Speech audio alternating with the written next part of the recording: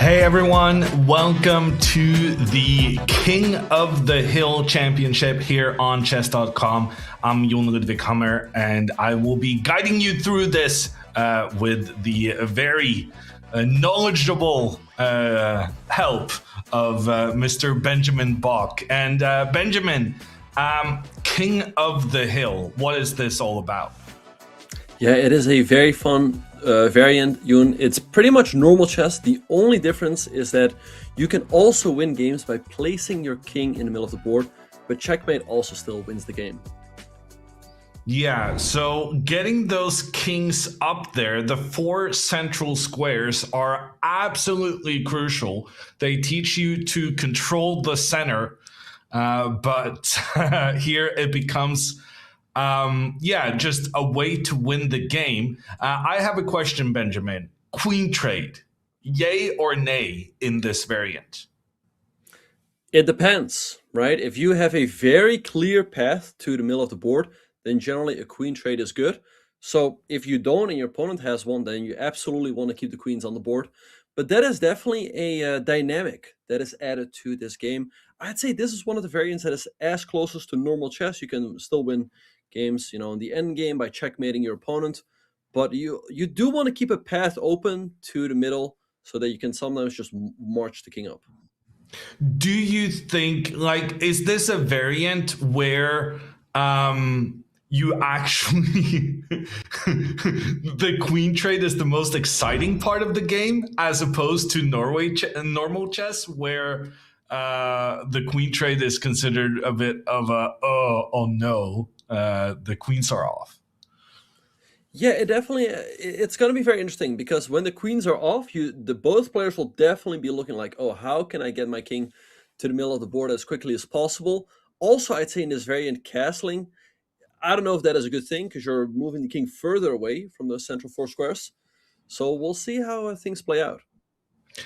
Today we are competing in 3-minute blitz games, no extra time added on for any moves. We have a double elimination bracket with 8 players. That means even if you lose once, you're still in it, but losing twice and you are out.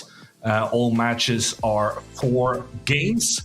And let's take a look at the qualified players because we have a superstar in our midst, Benjamin. Absolutely. We have GM Dmitry Andreikin. He is a World Cup finalist. Also, I was told by credible sources that he was a former World Junior Champion. We also have another Grandmaster, Mitraba. So some very strong players in normal chess. Also Toivo, very strong variance player. I believe he's close to the GM title in classical chess, normal chess. We also have Nut Minto. He's been here in every variance championship, also known as Dragon B70. And yeah, Reza, another strong IM. So a very nice field we have here, Yoon. And what's interesting when we take a look at the bracket here is that a lot of the strongest normal chess players are on the bottom half of the bracket. Mahdavi, Andreikin, Kainan, and Mitraba. Mitraba, the Grandmaster, is actually our reigning champion. But in order for him to get at least to the winner's final and win the initial bracket here, he needs to get past Toivu and Andreikin and or Mahdavi. That's going to be quite the challenge. Absolutely, yeah, because I believe in this format, being good in normal chess definitely helps because still normal, the players make normal moves. Calculation is a big part. Not only are you looking to win material, go for checkmate, things like that, also you have to keep these king marches into consideration. So I think players like Dmitry, Andreikin, Toivo, Mitraba, they're definitely in the tougher half of the bracket, yeah. Yeah, it's going to be interesting taking a look at those. Benjamin, do you have a preference for our first game to take a look at? Yeah, perhaps we can have a look at Dmitry Andreikin. I mean, we have to give him some respect. He's a 2700 Grandmaster. Like I said, reached the World Cup final in 2013.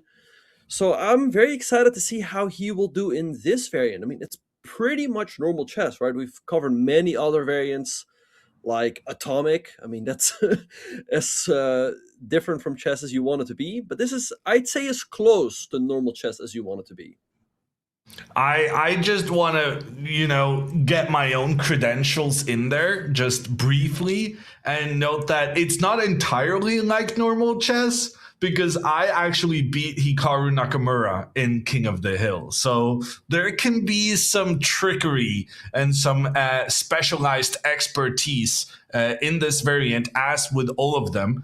And well, today we're gonna find out are the grandmasters going to be the ones dashing it out in the final at the end of the day? Or will some of these specialists, some of which are not even international masters, make waves and prove that their maybe unorthodox style will prevail? Because if you're not a super strong grandmaster, Benjamin, you need to have like a special kind of plan or scheme, right?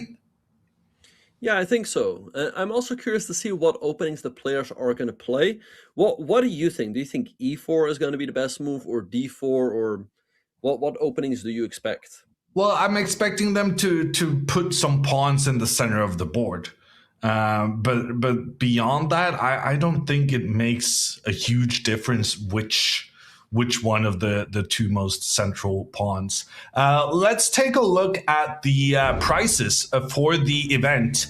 Having qualified to the knockout bracket here, you've already guaranteed yourself $100, but there's $750 for the first place finisher, with an extra $100 for our top streamer of the day. Absolutely. Yeah, so definitely something at stake here.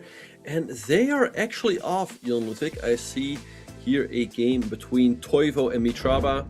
Mitraba Grandmaster and Toivo very close to that Grandmaster title. And they are starting off in an Accelerated Dragon. And, I actually have a course in the Accelerated Dragon, Jon Ludwig. So what do you think about this opening? Do you like this for white with the Maraxi Bind having more space, or do you like this for black? I think it's very unlikely, by the way, that one of the players is going to get a king to the middle very early on. But optically, I kind of like white because white has more space. So perhaps he has a clearer path to the middle. I mean, to me, it feels like this has to be much, much better for white. I'm surprised that the reigning champion, Matraba, is playing an opening like this with the black pieces. Just to look at that diagonal from white's king into the center of the board. If a queen trade happens here, then he will be ready to get that king involved so easily. Terrible opening from Mitraba, in my opinion. Yeah, you make a great point. I really like that idea of king f2, e3, and then to d4. And for example, in this position, sometimes what black can do is perhaps trade on d5 and then trade on d4. But I think here that's way too dangerous. That's why it's going to recapture. And then the path is clear for the king, whereas this king on g8 is going to be kind of stuck. So I really don't like this for Mitraba. Also, he's down on the clock. Yeah, I'm kind of surprised that Toivo didn't avoid the knight trade, but like you said, the knight trade will lessen black's defenses on that important central square. If Mitraba keeps playing this as if it's a normal chess opening, he's going to lose, and he's going to lose big time. Yeah, so e5, I mean, in normal chess, quite a weakening move, but it does make sense in king at a hill because it takes away that d4 square. Should be 6 by Toivo, but isn't black just losing material here? Well, just trade the knights. Wait. Trade the knights, maybe. I mean, you're winning at least 2 pawns. Right. Yeah, both are good. Yeah, knight c7 or knight takes f6. No, this opening has been a disaster for Mitraba. And well, the time though, 3 minutes is such a tricky time control, and we've very often seen players get into massive time scrambles. And if Toivo is going to spend 20, 30 seconds on decisions like this one, then it may come back to haunt him later on. Yeah, we'll see how that plays out. He goes queen knight c7, so Mitraba's thing here, the two moves that make sense to me are either queen c7 or queen e8. But this seems like a nice pawn grab, and already here, I'd be tempted to go king f2. Just put it on e3. For now, d4 is occupied. Yeah, just put the king on e3, and you're only one square away. Perfect. Is there any kind of chance that Matraba saves this? I just don't see it. Nope. Well, no, to be fair, I mean, it is 3-minute chess, so anything can always happen. Okay, so he takes on f5. But But yeah, also, he again, managed to chase the black king into the corner, right? yeah, that's not great for black. Here, I like the idea of maybe knight e6, taking that bishop, so that the d4, like you're even closer to getting access to the d4 square potentially. Ooh, he's going for the e4 square. The bishop moves in, trying to trade off with black's bishop. And now, after the bishop trade, there will be some kind of pawn to g4 coming in. Pawn to Yeah, and I g4 think, now is just winning.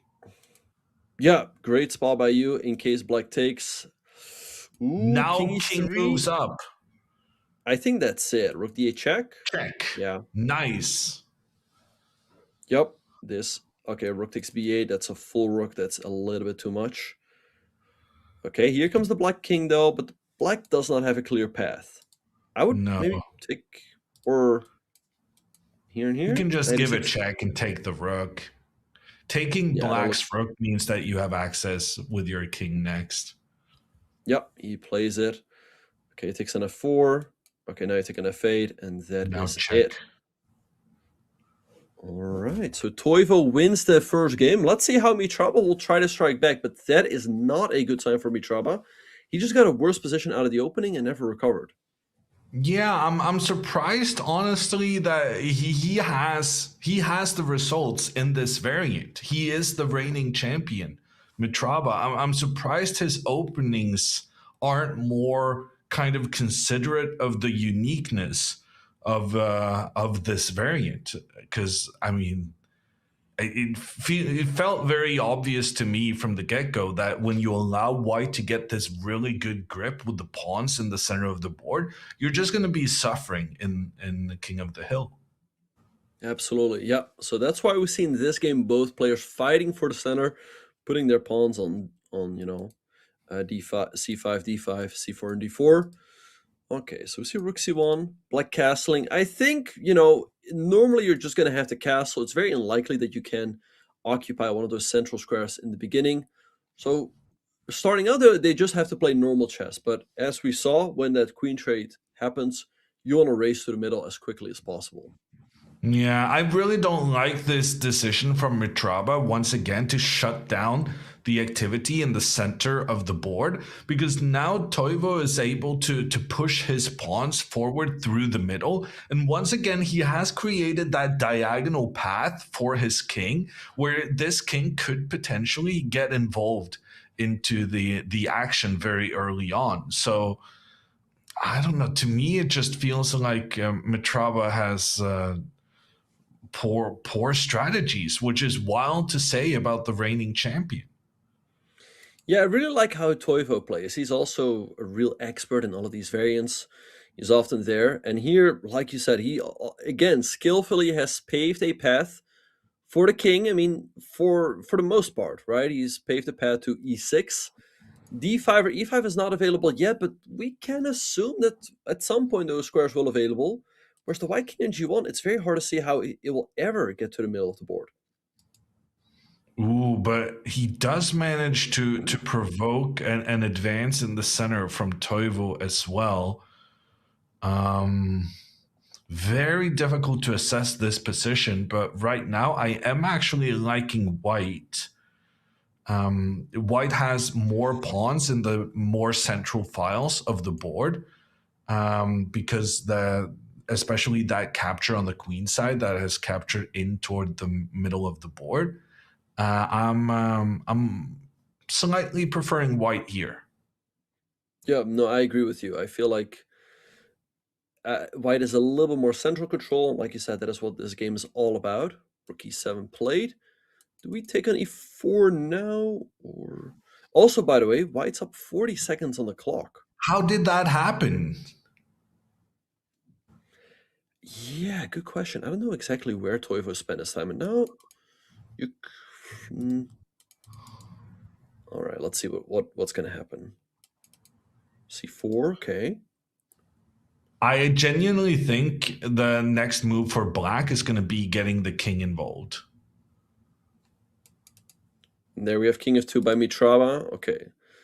I assume queen d2, king f7. Yeah. Oh, and actually, I kind of like black's chances now as this d5 square, it could become available in the next couple of moves for black. And also, the white king is never getting across the e file. The black rook and queen are working so well together to control the white king and making sure it cannot get across. Queen takes d4 looks huge here because then the queens come off, and then king f6 But then e5 the king is comes so. up. I think this is it. King, yeah, but king f6 Yeah, now bishop b4 is a big threat. You have to go rook e8. Rook e8 only move. Yeah, then play. bishop f7 maybe. Yeah, forcing the rook back. He has to go back now, but now there's got to be a win for black. Very Even- good square that Mitraba chose here, because if he had gone further down, black would sacrifice their rook to get a rook trade. Oh, that's a great spot. Yeah, rook e1 would have been a blunder to the rook d1. King f2, here comes the white king. Okay, the bishop moves. Ooh, but now bishop g6. Bishop d5. Bishop b4 is a big threat. Yeah, I think Toivo is going to win again. Yeah, Let's see how you're the stopping rook king. is coming across to e4 after rook to e8 if you try the same defensive Oh. plan. Yeah, I think that's it. Yep. So time matters, but here black is practically a few moves away from checkmate, if you will, right? With the king stepping to e5. But what happened here? Why did black end up winning? I think white was the first one to move their king toward the center, but the key point here was the control of the e file. Because the black queen and rook controlled the one of the central files, white's king couldn't get across, whereas black's could, and that made all the difference. Yeah, and I believe Mitrava also made a mistake by actually taking that pawn on d5, because that actually gave black the d5 square to potentially fight for. So I think that was perhaps a mistake. Like you said, the control of the e file also very important. Another skillful win by Toivo. So let's see, he only needs another half a point to win the match, but draws are super unlikely. Are they? Yeah. How do you get a draw on King of the Hill? I mean, we said that same thing about 3 checks, and Yeah, boy, I think- were we proved wrong. Well, in only one game. Well, it was a rather important game, though. Well, the last community event, believe it or not, there was a 3-way tie in 4-player chess. Yes, you don't make that up. That actually happened. They all had the same Wait. points. I'm so confused how. And So- did they just have to play another game then, or what? No, so the winner of each game will get 3 points, and the second and third place finisher will get 1 point. So they all got 1.67. Huh.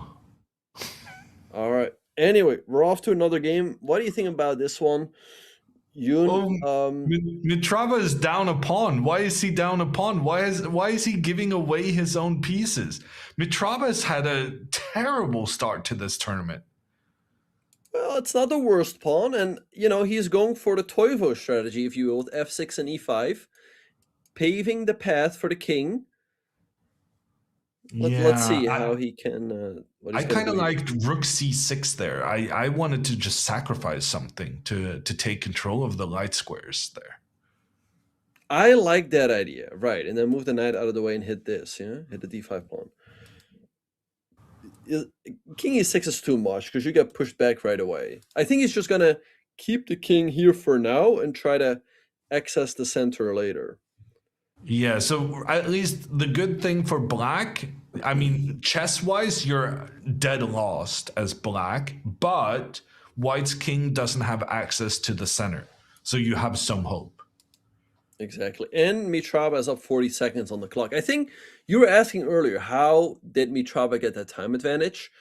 I've played both players. I think Mitrava is generally a fast player and Toivo a little bit slower. So it's a little bit of both.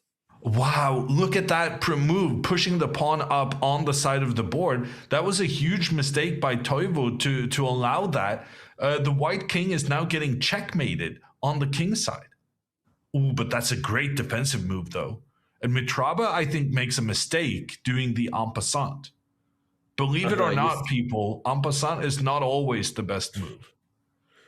So what do you think he should have done instead of en passant? Just push at h4? Maybe the knight f6 move he played. Okay, well, we'll see how it's going to play out. He's still up a minute on the board. So unless Toivo gets his king to the middle quickly, I think Mitrava has great chances to win this one. On time. Played. Yes. And, it can also win on the board. What happens if you actually take? Because queen e4. Looks kind of risky. You cannot take, because, I think this is too risky. Yeah, agreed. Queen e2 played. e7, okay. Making sure that this never fork. I don't understand why the kings are moving around this much. Okay, sacrifice. Is there some sort of sacrifice? Ooh, that's very sneaky. The wait. bishop on a8 is just completely out of play. I want to play that bishop to c6. Just get all your pieces involved. What about rook takes h4? Oh, take and he goes knight takes h2. Does it the other order? Take. I like this for black. It's very difficult to try to play with only 36 seconds. He takes the queen. Rook f3 is forced. He has to go rook f3. What is he thinking about? What? Queen g2. Okay, I don't know what that was. Yeah, no, that is game over.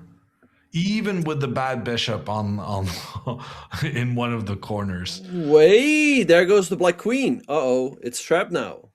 Oh, this is... Oh, no, wait. Definitely never not mind. trapped. What am I saying? Queen g4, never mind. And Toivo's got 20 seconds. This is looking tough. I recall Toivo from back in the day being like a lightning fast super bullet kind of player.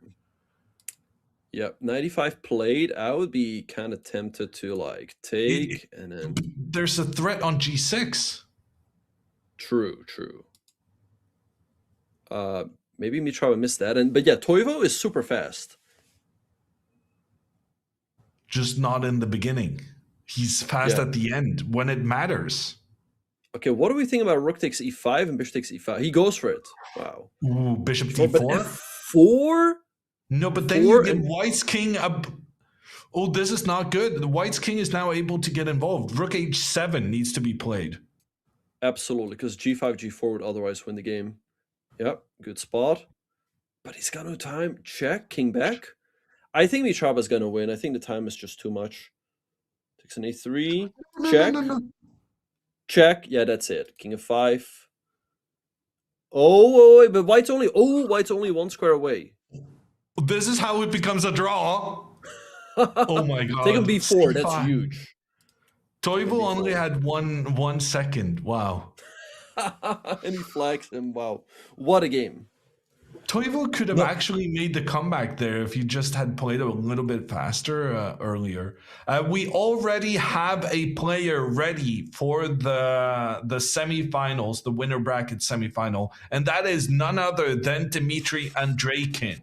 He wins 3-0 in his match, and Isayev is leading 2-0 in his, and also Dragon, not Minto, is leading 2-0 in his match.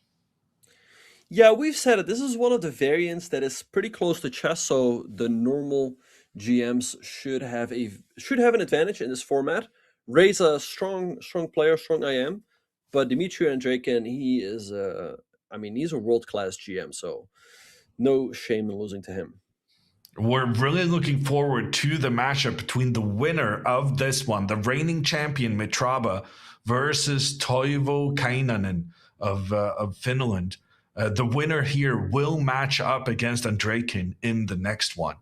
and that's going to be a tough battle for, well, both players. I don't think Andrejkin is getting anything for free in such a matchup.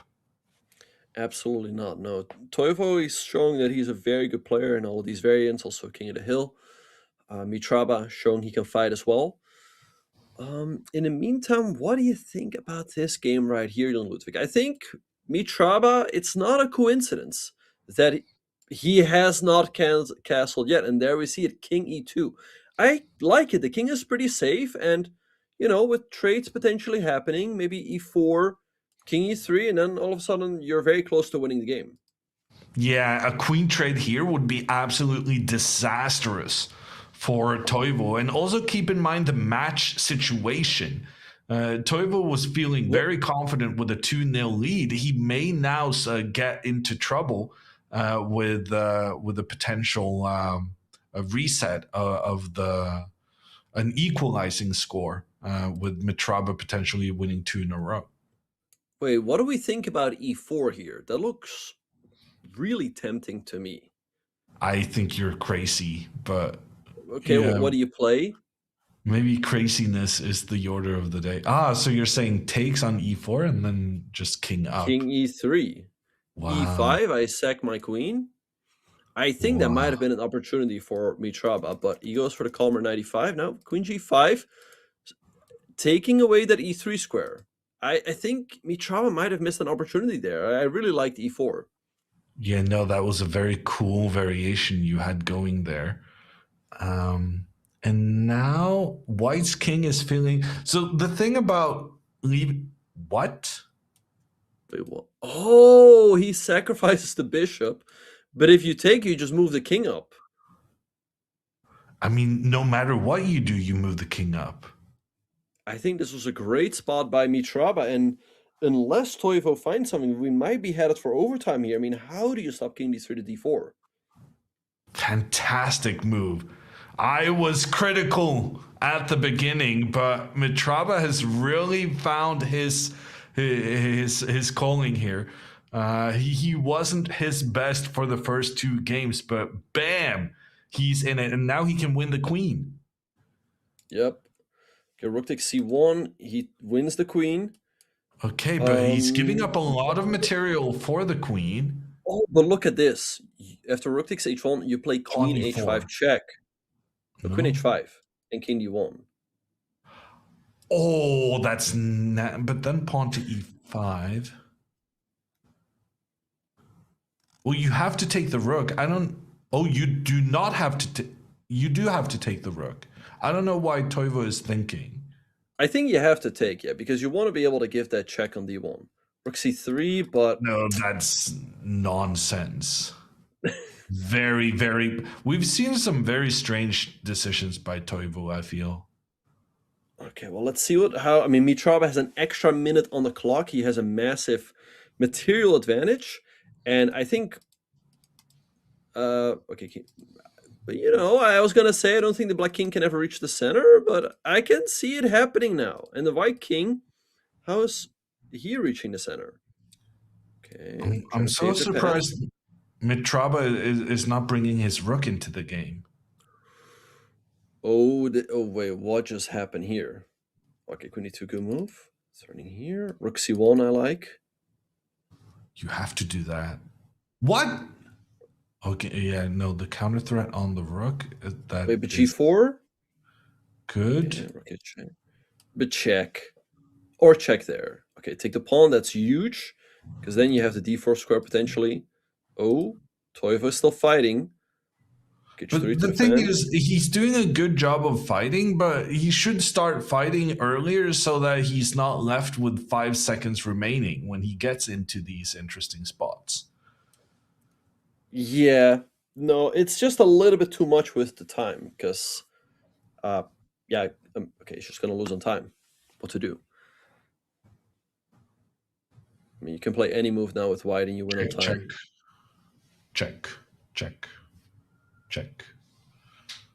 Oh, he didn't even go for the checkmate.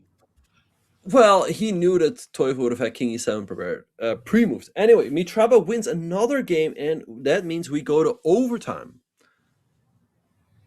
A very big turnaround here, considering the 2-0 lead that Toivo had. It's devastating for him to now have to play a tiebreaker. On the other hand, Mitraba is really showing why he is the reigning champion.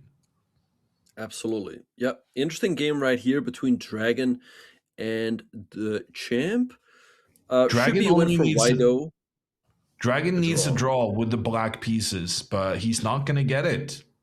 Nope, he's losing here. Rook c6 check, forcing the king away, and you can take the bishop, but f4 is what I would play. Or Checkmate. even better, checkmate still wins the game and king of the hill. Very, very fun matchups here. 2 games move to tiebreakers, both of which see a player down 2-0 and then making it back to the tiebreakers. King e4. But then, I mean, then the knight is lost, which is why it was so clever. Oh, look at this. After bishop takes d5, he wants to go knight f6, take, check. What if you take with the knight? Then there's still a 5, so it's not over yet. But if you're Toivo here, you're thinking to yourself, where is the win? Where's the win? And that's easily where you can get frustrated. Yeah, but he needs to spend less time. The time has been part of the reason why he's losing games here. And his indecision now is gonna cost him in the long term. But these white arrows we see are Toivo's. He played queen c4, drawing queen takes c6, followed by king d4. But that's a full queen. It's a bit much. Yeah, That is it. fantastic play from Toivo. He set up the queen sacrifice, made his opponent desperate, and Mitraba blunders his queen in response. Toivo makes it to this winner semifinals, where he will face off against an Draken, who seems to be in top form. Absolutely. All right, so what do we think about this position right here? We see Dragon down a pawn, but this king on c2 is pretty close to the middle. So I kind of like White's chances, to be honest. I like black because we saw in an earlier game the value of having that rook in the central file preventing your opponent's king. I think that can be decisive. Wait, what about rook takes d3 here? Doesn't that win material? I mean, It does. yeah. Yeah, and he goes for it. Ooh, that was a big mistake, I think. From Dragon in normal chess, White would be completely lost here. But in King of the Hill, you never know. If all of a sudden there's a path towards the middle. Wait, actually, maybe. Nah, okay, I was thinking, let's say this, right? This variation would Yeah, work so you have out. to take with a knight. Right, take with the knight. Tricky. Maybe you can go bishop takes knight here. Or Ooh, rook he takes does. d1. Yeah, that's the issue. I think White's lost here. I mean, it's very hard to make it to the middle. And if you don't make it to the middle in the next couple of moves, you're just down a piece.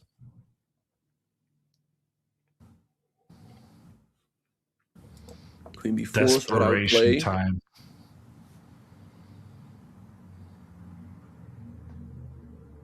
Queen b4 is nice because it hits the knight in the center of the board.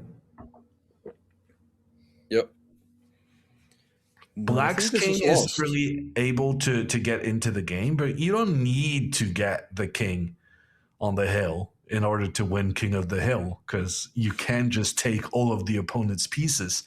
And that's what Bhavesh here with the black pieces is intending to do. Yes, that being said, it is something you have to keep in mind. King d3, check knight d5, for example, but there's still bishop c5 or bishop f6. So f5, nice move by champ or Bhavesh, taking away this e4 square. King d3 needs to be played. The white knight needs to get to the e5 square. It's really the only chance there is. Get rook d8. Knights are notoriously difficult to get to the square, two squares diagonally from its current position. Yes, all right. So c5, clever move by Dragon. Dragon, by the way, 15 seconds. Unless Bavesh blunders, this has to be a win for black. No, but Yeah, check. now the king gets in as well. Yeah, that is it. Knight c3 you can now just take as black gets there first. And for the first time today, we see a game actually end with the king in the center of the board, but that is the win condition. And Bavesh wins in this winners quarterfinal, taking him into the semifinals against Anton Azayev. Not too big names there as far as normal chess acumens go. But Dmitry Andreikin, he is the big name here, and he's taking on Toivo Kainanen in the winners. It tells me that Dmitry is here to win. So I'm going to say Andreikin here with the black pieces in this game is my favorite. And he's going for the draw. Here we see an exchange love between Toivo and Andreikin. Andreikin with the silent drawer and e3 play by Toivo, bishop f5. Generally, if you see an early bishop f5, you always have to ask yourself, what happens if white goes for an early queen to b3, hitting the b7 pawn? And that is what Andreikin will need to address here now. And remember, any sort of queen trade is very controversial in King of the Hill. Normally, in normal chess, you could just move your queen out here and be like, oh yeah, we can trade queens, that's fine. But here, a queen trade just has enormous ramifications for the rush of the kings to the center. Absolutely. We see the move a6, tricky move by Andreikin. Wait, knight a5? The queen is almost trapped. This is the second time where I thought a queen was trapped, but there's still a square available. e4, nice move by Andreikin. e5. All right, so check, bishop d7. So black sacrifices a pawn, but he gets a lot of space in the center, which is important in King of the Hill. I don't know. I don't like this. I think Andreikin is in big trouble. I would take back with the pawn here, though, for Toivo. Because Toivo is winning on the board with an extra pawn, it makes sense for him to just try and keep pawns in the center of the board to make sure there's no King of the Hill, black king coming in to win the game. Yeah, no, you make a very good point. In normal chess, there's something to be said for knight takes d4. Maybe this is the better move, who knows? But in King of the Hill, I think you definitely want to recapture with the pawn to make it as difficult as possible for your opponent to get their king to the middle. I don't like this block of the check from Toivo. The bishop now is captured by a black knight that previously was on the edge of the board and not really contributing to the game. Both players get their king out of the center, which is not necessarily the best thing in this variation. But we have also seen that the king does end up in trouble sometimes if it stays in the center too long. Yeah, no, generally you have to castle early to just make sure your king is safe. Well, let's see. We see rook e1. I would think that in an endgame, Toivo should have an easier path to the middle. But let's see, still a lot of pieces on the board, and Andreikin also up 30 seconds here. What do you think about white having the extra pawn in the middle right now? Is that pawn blocking potential for the white king, or is it just always better to have an extra pawn? I think it is good to have that extra pawn in the middle. I mean, it does take away the e5 square for black, and let's say you would move your king up right behind it, you can always push up the pawn at the right moment. So I think it's good to have a pawn in the middle so that you take away some squares for your opponent. But on the other hand, now you cannot have a rook pointing down that d file. Your rook would get blocked by your own pawn, which may then make it interesting for black to get their king to the d5 square, where the knight now used that square. Yeah, I mean, there's definitely something to be said for both. f6, taking away the e5 square from the knight, and potentially, as we've seen, opening up that path for the king. White's bishop is very, very important right now.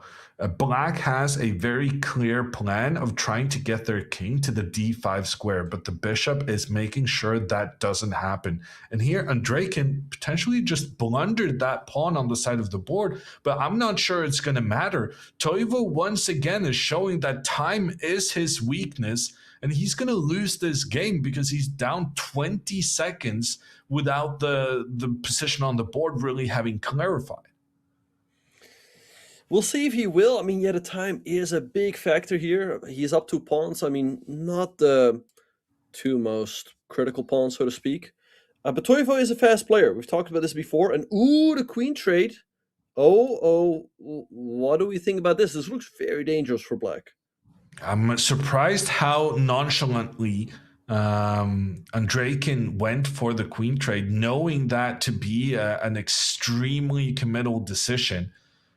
Rook forward. He needs to go with a pawn forward to block the white king. Okay. Super sharp fight here. Taking, I think, is not good. Because the king gets close to e5. King e2 played. Ooh. Can you... And now you just lose the rook. Check. Oh no, but then the black king moves into the... Wow. But only 8.5 seconds. Wait, take. That's it. Take and king e6. But Toivo's got no time. It's not enough, I think. That is. Oh, he just resigned. Wow. What? Why did he resign? He didn't have to. I mean, you never know what happens in a time scramble. I think he was just disgusted with his own play there.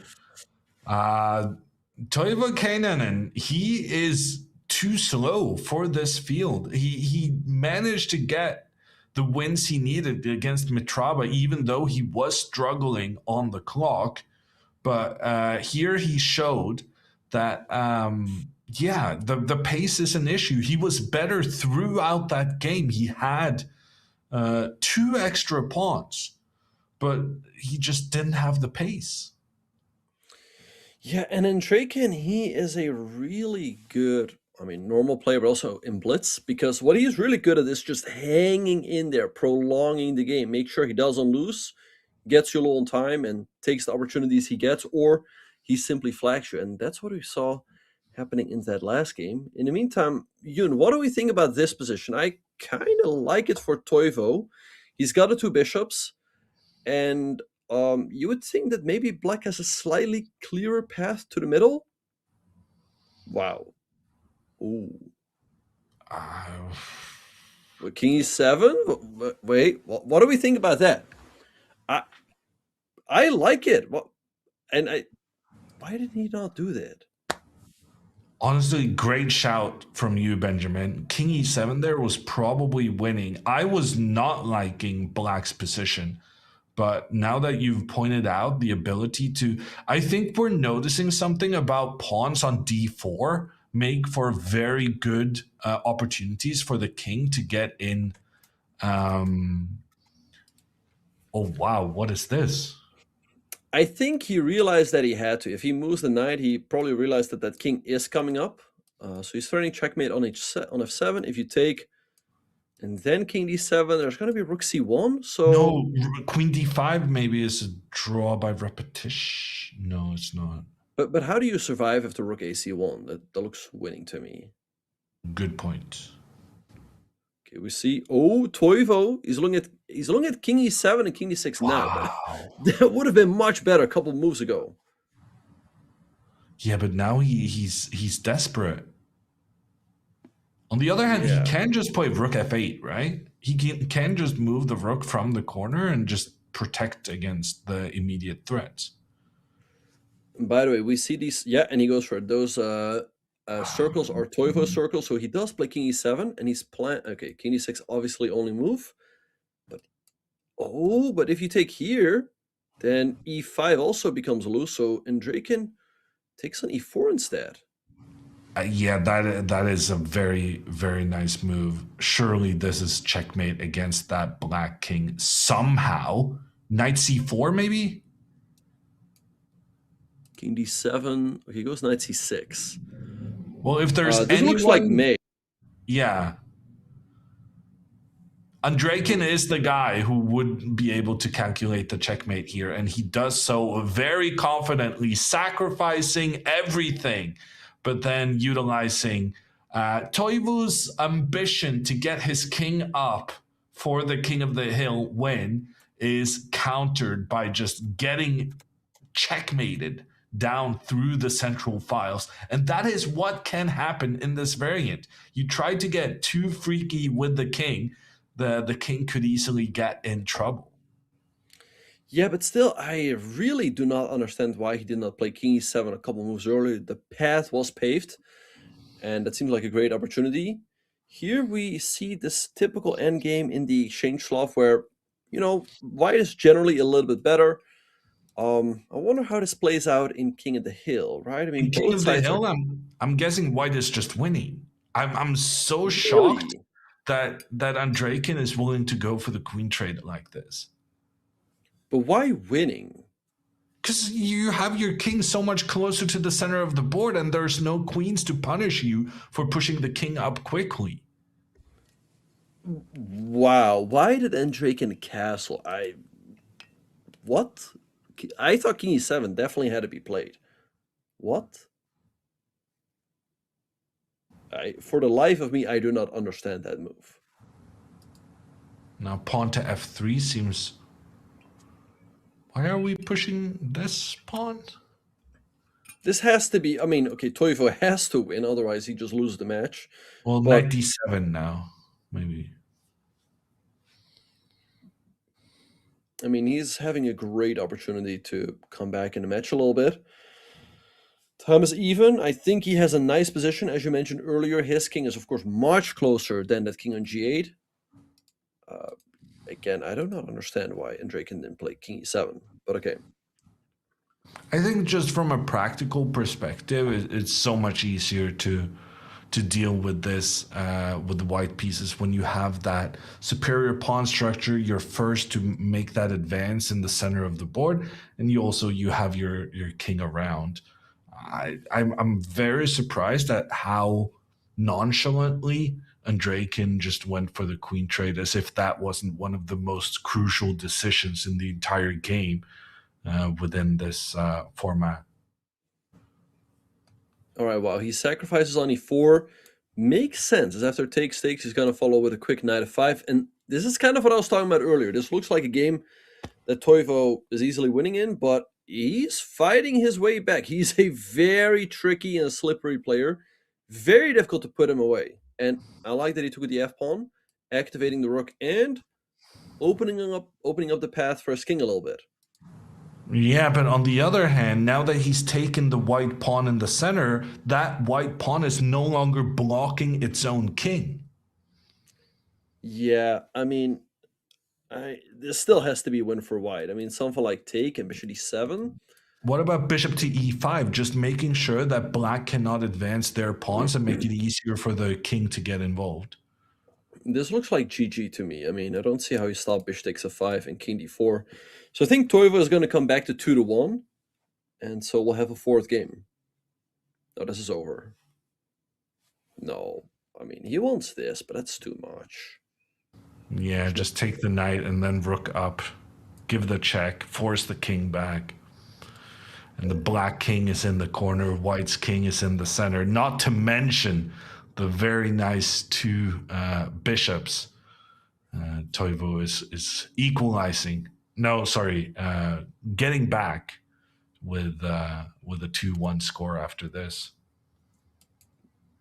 And interestingly, Benjamin, we've had a draw in the other semi-final, but in the second game, Bavesh Mahayan has managed to beat Anton Isayev, which means it's a match ball for the Indian player. If he wins another game now, he will be guaranteed third place in the tournament at worst, and he will make it into the winners final.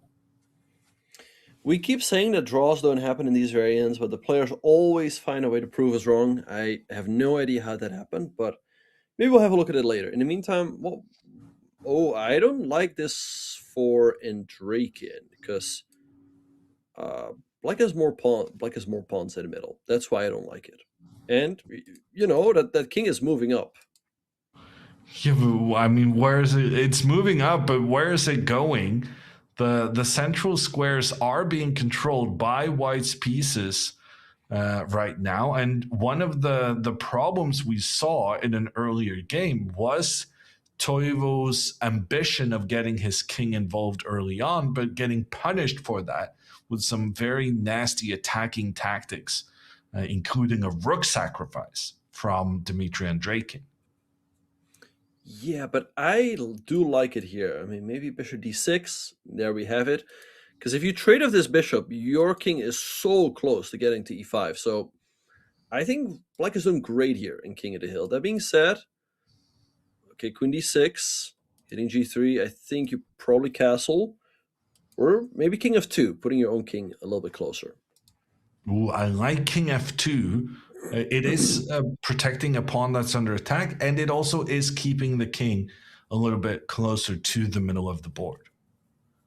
All right, Toivo takes.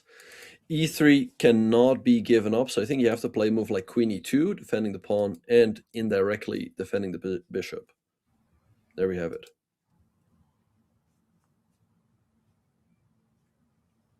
I'm just waiting for Andreikin to sacrifice another rook here somehow.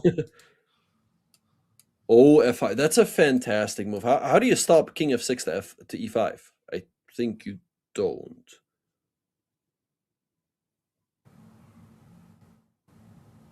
I mean, you can go take knight on c6 and then go e4.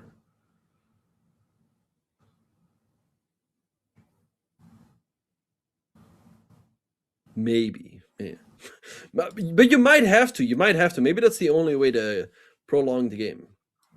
Let's see. But then after knight takes knight, maybe you take back with the knight. Maybe that's the way to go. Oh, he just Wow. blundered the knight in the center. Oof, that was not the way to do it. I don't know what the right way was, but Andreikin, one of the best chess players in the world, he just messes up the move order and ends up giving away everything here, giving away at first a knight and now a bishop. Unless this was planned, but I doubt it. Okay, Toivo just recaptures. I think Black has to be completely winning here. But you never know in King of the Hill, right? Why Although did he not take a free bishop? I'm so confused. I don't know.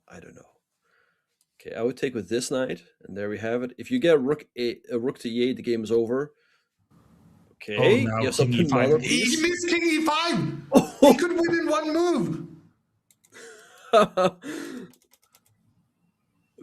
But I'm pretty sure he's gonna get it done. And there we have Yeah. it. So Toivo takes it to overtime. Wow. And for the second match in a row, Toivo is involved in it. It's 2-0. He was 2-0 up in the first one. He was 2-0 down in the second one. Both of them goes to tie breaks. He managed to win in the first one. And let's see if he can do it again.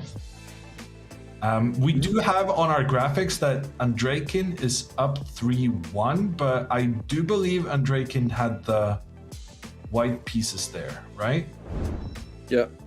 All right, they're off to another game. We have the Catalan. I did not expect that in King of the Hill.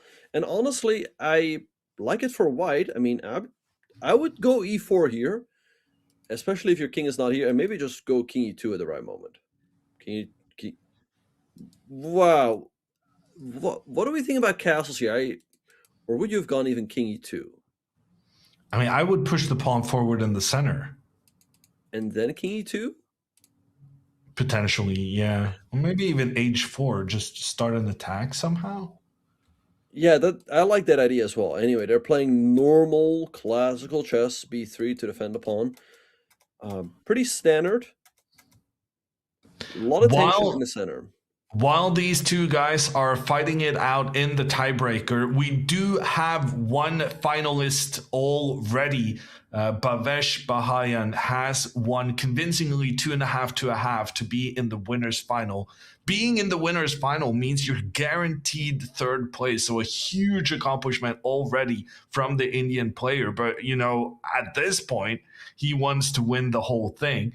Whether Andreykin or Kainanen is going to be his opponent, that's what we're looking at now.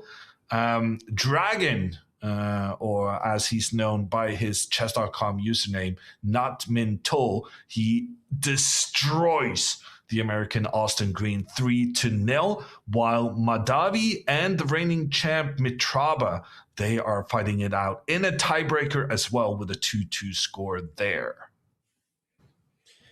Yeah, so I mean, Namin To, he's a big expert in variants, so not surprising to see him fighting back in the loser's bracket. We'll see how he will fare in the next round, as he is going to be playing someone. I don't know if he's playing the loser of this match or...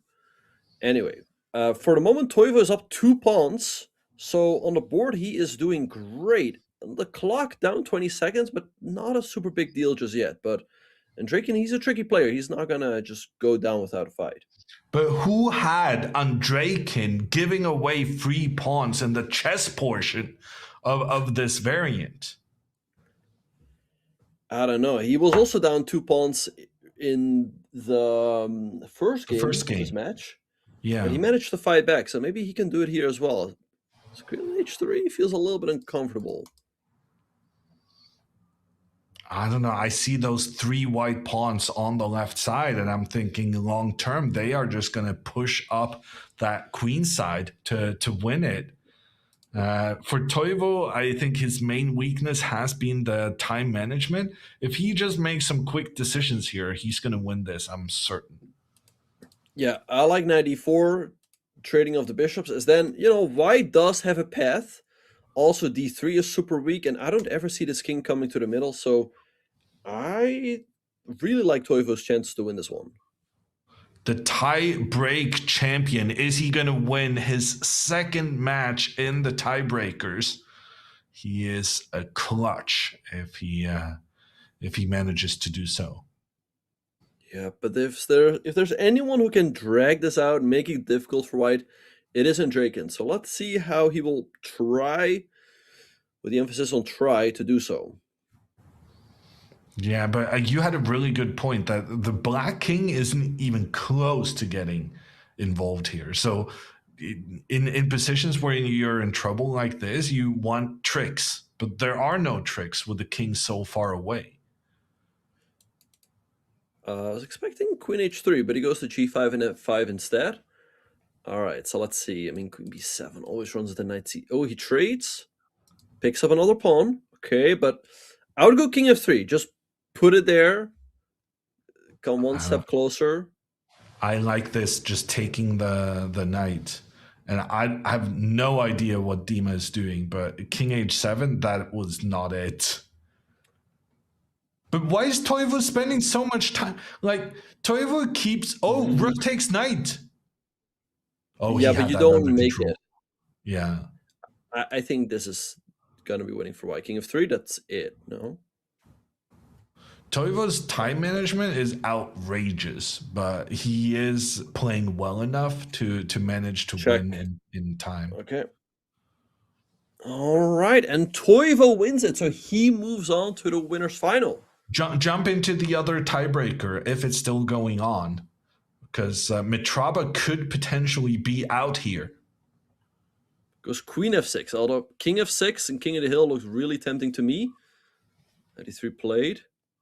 Looks like a winning position for black. That control of the central file, preventing the white king from ever getting involved, is huge. Ooh.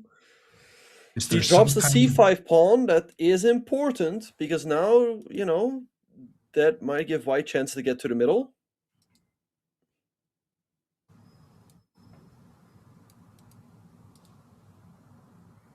Knight e2 played. Okay. Maybe check. Okay, takes an a7. The black king is now way further away from the middle than when we got into this game. That being said, king g5 to f5 to e4 is something you have to watch out for. Really? That Yeah. seems very time consuming. Goes Ooh, f3. nice move. Preparing queen invasion. Ooh, Queen but e3 maybe play. it's not a nice move because, like you said, this enables a queen trade.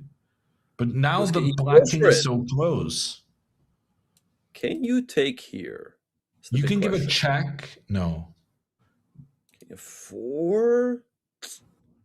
Oh, he's looking at knight. Oh, king f4 played. Okay, you have to move a rook to d5 or b5. But then he might just take here. King takes f3. Threatening king e4. Forcing rook b4 is forced. This has to be winning, right? Rook e4. There's no way you survive this. Check. And it's mate. Checkmate. Nice. The black king tried to get into the center, but it ended up with the black king being the decisive factor in getting a checkmate on the board, the knight sacrificing itself to allow the two black rooks to work together. And that means when we look at our brackets, we have a winner's final. It's Toivo Kainanen against Bavesh. We also have our first players out of the tournament, the unfortunate players, Reza Madavi and Austin Green, will have to settle for their $100 prize. But there is still fight left to be had as the players in the losers bracket try to make it back into the grand final. We're going to take a quick break now, and we'll be back with the action right after this. Oh, Isn't there something else we want to talk about first? yeah.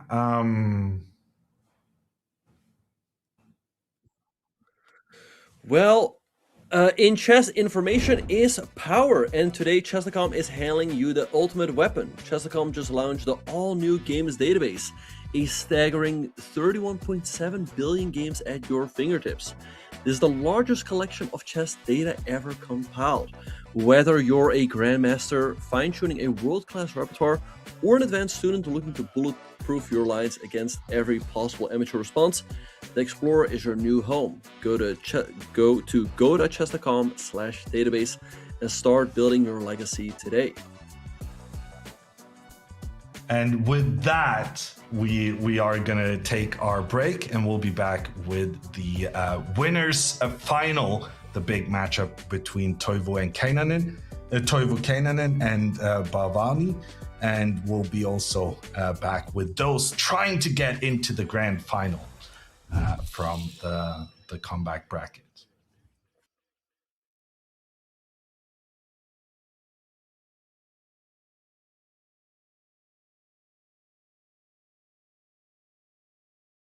Are you tired of losing against strangers in chess?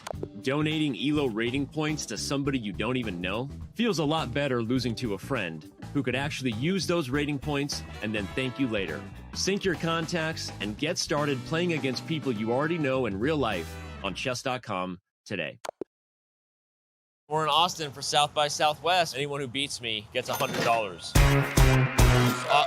This happens in chess all the time. Awkward handshake. I can just see on her face that we have a player here. Yes. Yeah? Every day. Every day. So Every she, day. she plays Yeah. every day online. Yeah. Here we go. I was playing more in high school, and then my kids recently want to play. Shout out to the kids. Hello. You're in the plays chess casually with family category. That's as far as I go. That's the best category. Yeah. I love it. I love it. But you know you're Rui Lopez. Do I? You play online at all? I have my mom. My mom does. She actually runs. She's an admin for the Ukraine team. Really? She's been doing that. Yeah. Hi, Mom. Hi, Mom. You follow any top chess? You watch any chess? My sons do actually. Yeah. My sons find it quite exciting. There's a particular YouTuber. Gotham chess. You, Levy Rosman. It might Gotham. be. Yeah. He's got a particular tone of voice. He's quite entertaining.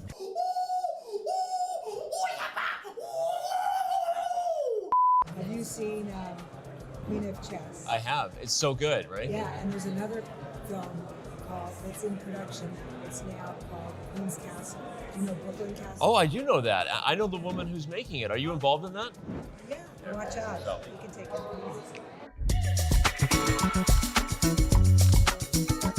Oh, I didn't see. You told me. That was the best move by far, by the way. That was your only move. This reminds me of the good old days.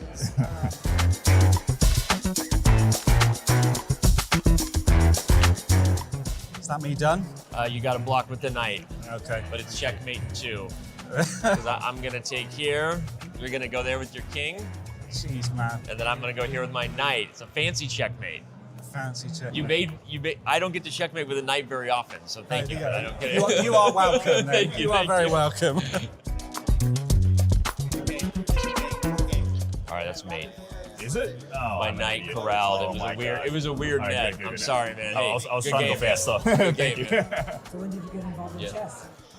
So I learned to play when I was a kid, 9 years old, and I watched the movie Searching for Bobby Fischer. Remember that one? So I'm a part of a generation. There's like a group of kids that were all kind of my age in the mid 90s, and they pretty much all have the same answer, that Searching for Bobby Fischer was what got them into chess. Like, I grew up, chess was not cool. Chess was only for nerds. It was that kind of thing, right? Yeah, same with me. Like the Same young generation now, And we were nerds. and I still am, and that's okay. Unfortunately, that's checkmate. But But that was fun. Thank you. that was really great. But to finish it, I think that Yeah. young people now don't think about it that way. No, I They- think you're right. Chess is cool, like literally. That's checkmate. Where? Could you? And if I do, of course. Good game, good game.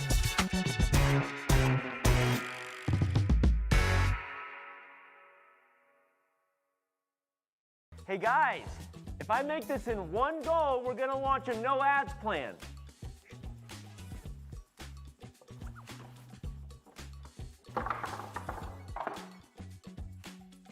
Does an own goal count? Hey guys, new plan.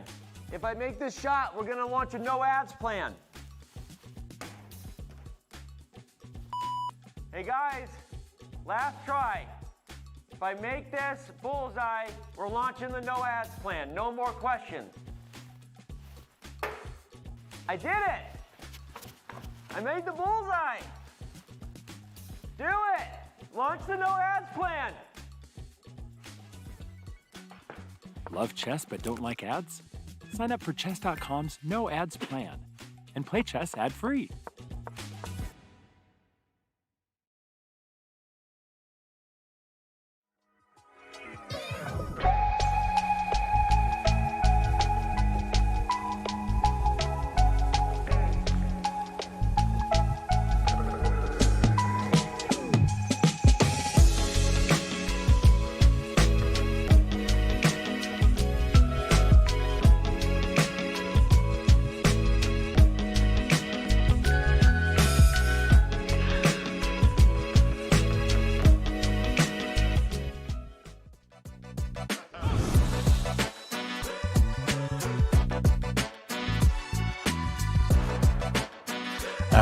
This is the Chess.com King of the Hill Championship. I'm Jon Ludvig Hammer. I'm joined by Benjamin Bach, and we have seen some action already today, Benjamin.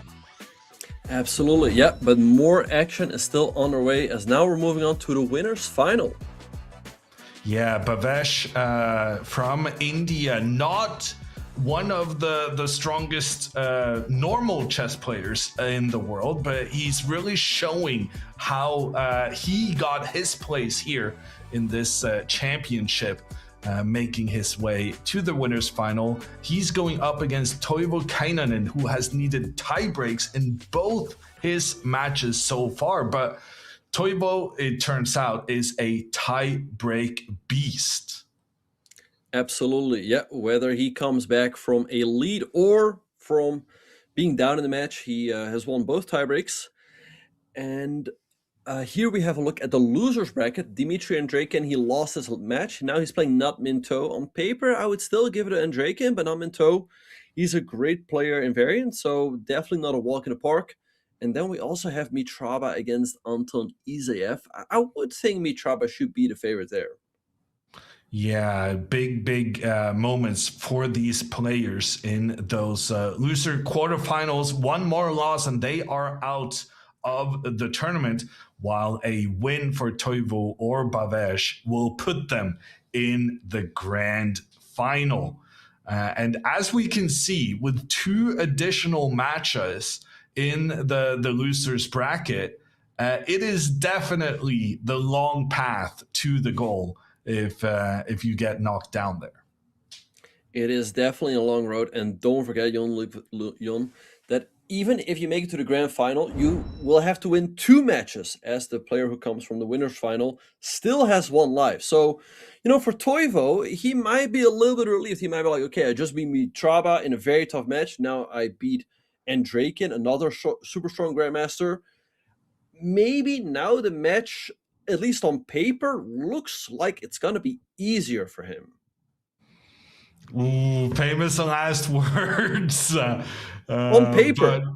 On paper, well, on normal chess player rating, right? On the normal blitz rating, but in King of the Hill, they do have their own rating system, and Toivo's opponent there, Bavesh, is no slouch when it comes to the specialized King of the Hill rating system. Let's see how they play. I do approve of the pawns being placed in the center of the board. And we see another Catalan, which seems to be Toivo's favorite opening, especially in this variant. What do you think about the Catalan in King of the Hill?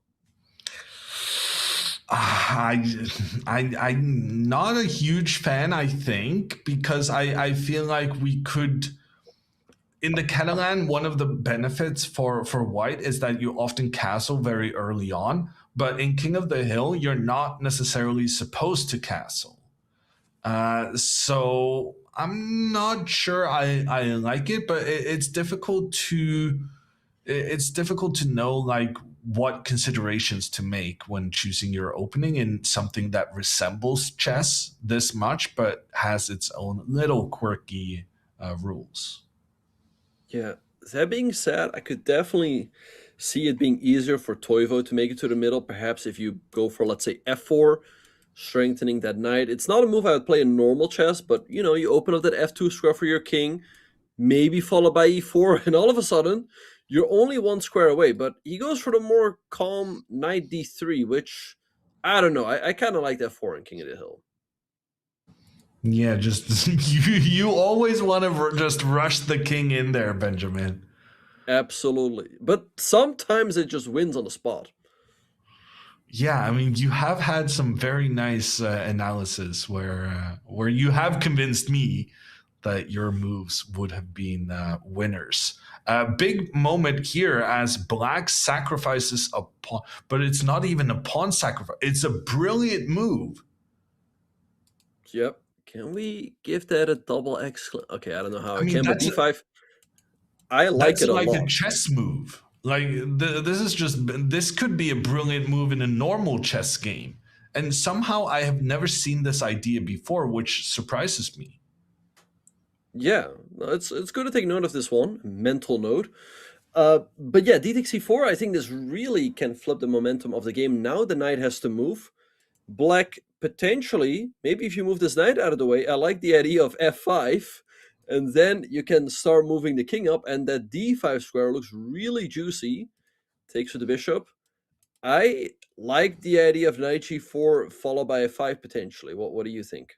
Well, I think with an extra pawn, Black should just try to win the game through conventional means, if nothing else. I do think it's interesting now that after bishop to f4, hitting the black queen, we will see a queen trade. And to be honest, I think maybe a queen trade could be in white's favor here, because black is still struggling to get the king into the center, whereas white has some options of just rushing in there. And even though white is down a pawn and has limited control of the center, I think this could be interesting for some ideas of the king coming in. Yeah, but I do like it for black, as again he has that idea of knight g4, f5, king up, and I don't know, it's hard to stop. And that is why Toivo plays h3. Toivo really needs to start bringing his king in here. Because right now, the black king is leading the race for the center, which kind of goes against everything I was saying about what sort of benefits the the white position had. Knight e4 play, knight b5, okay. But even something calm like knight e8 followed by f6 and e5, and there he goes, followed by king e6, and I really like black's chances here. I feel like black is very close to getting that king in the middle. That being said, if you drop the e4 pawn, could also see the white king stepping up. So what's the final conclusion then? Unclear. But Toivo is down on time. You know what they said back in the day? Like, unclear just means you didn't analyze deeply enough. I know, that's why I said it. Yeah, I remember that was a conclusion, yeah. Like, unclear is a lazy conclusion. But Ooh, I like this maneuver. In normal chess, you could consider bishop takes d6, but not in king of the hill, as black just wins right away.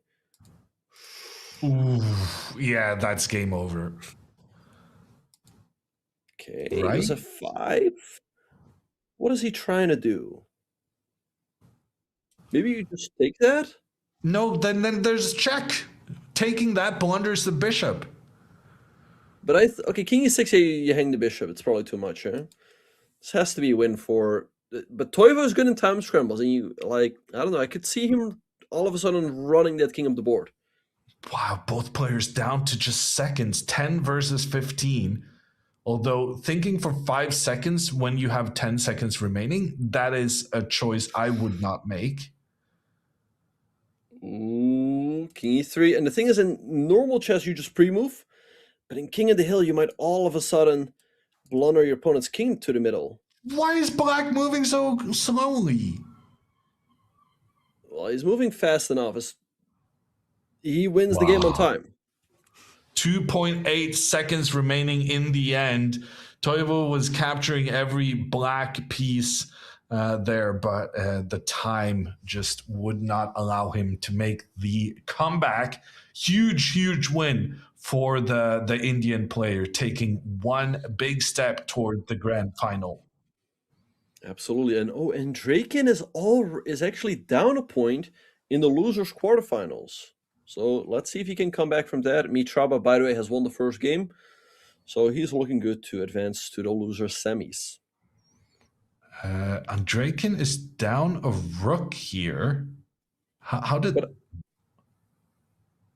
I like this position, though. I mean, after you take the knight, you're only down in exchange, and your king is pretty close to making it to the middle. But what about the black king? Right now, the black bishop is targeting the f4 pawn, which is one of the only ones controlling the e5 square. And Draken is... he's trying to force the black king forward because he has a plan with his rook.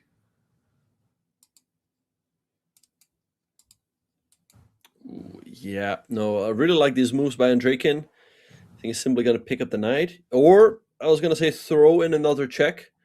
And the path for the white king is pretty clear. Now there's even a check with the bishop. But I think what he's going to do, he goes king d3, knight a4, take here, king d4. And how do you stop that? Good plan. And knight a4, what do you do? Takes on f5 very calmly. No, this is going to be a win for Draken. I don't see how he doesn't win this game. Knight a4, knight e4, all look winning. Yeah, you've got me convinced.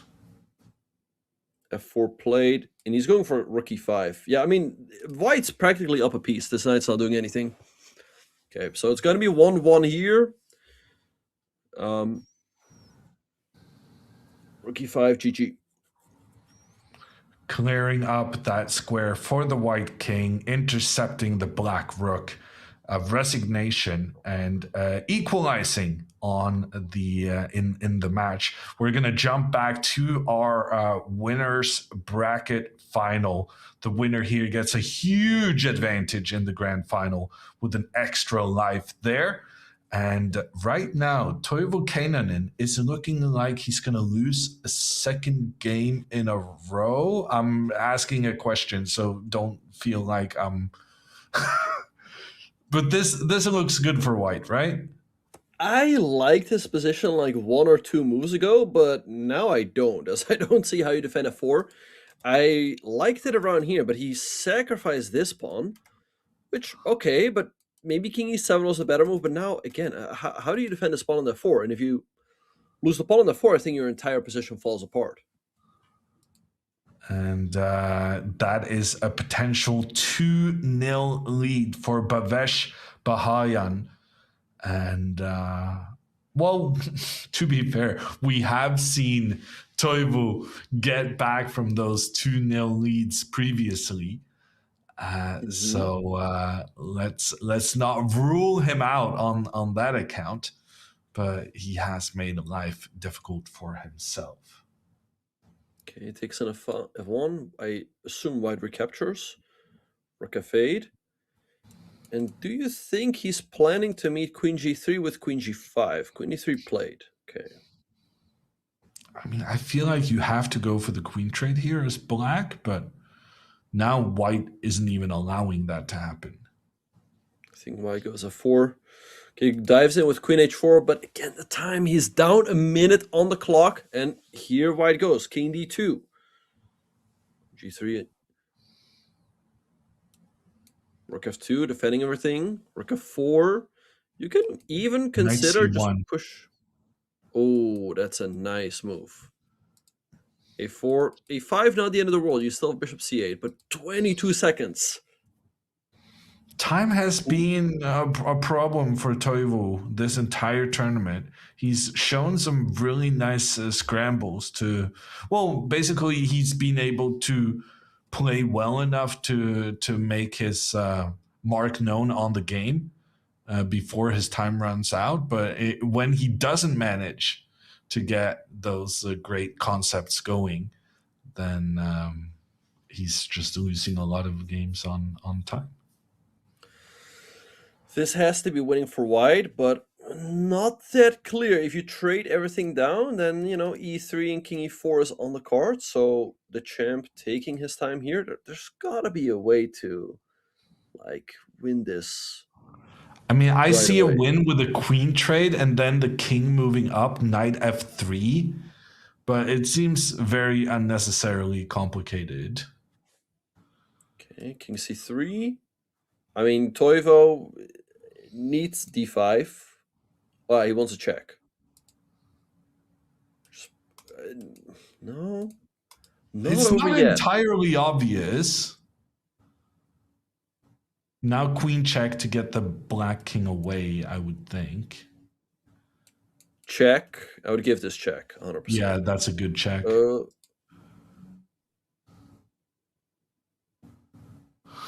Honestly, he's very impressive in hanging in there. It's not going to work out in the end, but the fact that he's still alive is pretty impressive. Okay, do not take that. He just won the queen. He won the game. He has enough time. What? That is insane. Oh my god. I would be furious if I was white. He found the only way to lose. I mean, everything is winning here, but he ran right into this trap. And the thing is, if you take, there's king d4. It's such a nice trap to get, though. With 10 seconds on the clock, you know, anything can really happen. He stayed alive for longer than he really should have been able to, and then unleashes the trap with 1.7 seconds remaining. And to be fair, like, it wasn't even close that he wasn't going to make it in time. Like, he was so convincing there that he had the pre-moves all set up and ready to get the equalizing score there. But that really goes to show how tricky King of the Hill is, right? In normal chess, you make some. If your opponent has 1 or 2 seconds, you just pre-move. He's gonna run out of time unless you get checkmated. But here, besides getting checkmated, your opponent can also get his king to the middle. So you can never really relax, especially if your opponent is only 1 or 2 squares away. Yeah, very, very nicely done there. Toivo he's slow when he's got plenty of time, but he's fantastic when time is running out. And what is happening here? Funny line. If you take the knight, there's rook c2 check, king d3, rook d2. You actually get checkmated before you get a d4. So I kind of like this for the champ. So rook c1, I think good decision by Toivo not allowing this. But now knight c6, this looks good for black. I mean, you have 2 minor pieces for the rook, and I think it should be easier for black to eventually get to the middle. The knight is getting chased back. I guess we're going to do a bishop trade.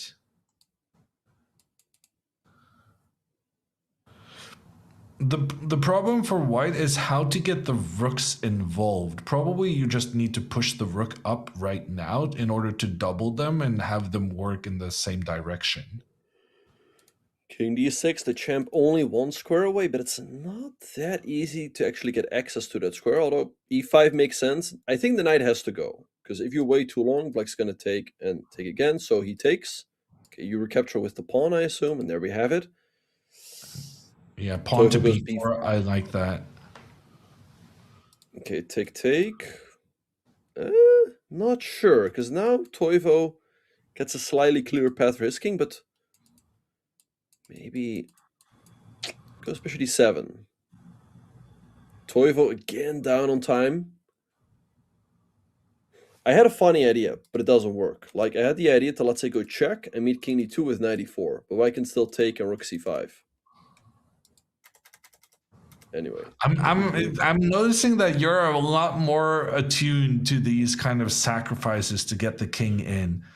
I'm maybe I'm wrong, but I feel like King of the Hill is so much like chess that you can chill on these kind of tactics and just let the positions play themselves. Yeah, no, I think you have to play normal chess for the most part, but when an opportunity arises, you definitely want to try to get that king to the middle. I think this looks great for black. Knight c7 to b5, as showed by my arrows, looks fantastic. As you hit this, rook e8 is coming, and like it's very hard for white to hang on to the d4 pawn. If the king goes to e3, rook e8, king to d3, bishop 5. So I think the champ is simply crushing here, unless Toivo pulls another rabbit out of his head, but I don't see it happening here. Well, I didn't see it happening in the last one, and I was dead wrong on that. So when it comes to Toivo Kanan, let's not rule anything out. Because I now like rook rook trade e4 here. Well, that's very nice. Rook 8 instead. He's gonna win d4, and that's gonna be huge, because then we're gonna have, we had the discussion earlier, like, do we like a pawn on d5? And actually do, because you can always push it up, and then you have this square. I really don't like this king to d3 move. He needed to get ready to sacrifice his rook on the b5 knight. Pawn to f6 here, maybe. Also, don't like that Toivo has 10 seconds, but I'm sure the champ does. This looks like it's about to be over. Takes another pawn. Unless Toivo pulls off another miracle, he's gonna lose. I don't see it happening, but you never know. No. No. Okay, well, the champ wins another game. Toivo really has to speed it up if he wants to come back. It's a consistent weakness throughout this tournament. Also, in the other games, Dmitry Andreikin has taken a 2-1 lead, which means that Dragon, not Minto, he is facing a potential elimination. Is that the elimination confirmed? Yep, he is out. And then Draken moves on to the loser semis. In the meantime, here we have... so yeah, we say goodbye to the Dragon. Always great to have him in these community events. But then Draken, of course, is a super strong player, so no shame in losing to him. Mitraba actually lost in the first round of this tournament, but he's still in it, trying to make a repeat title from last year, going the long way through the losers bracket. Wow, look at this game right here. I mean, this variation looks really interesting to me. So bishop e5, can black go bishop d7? He's looking at it.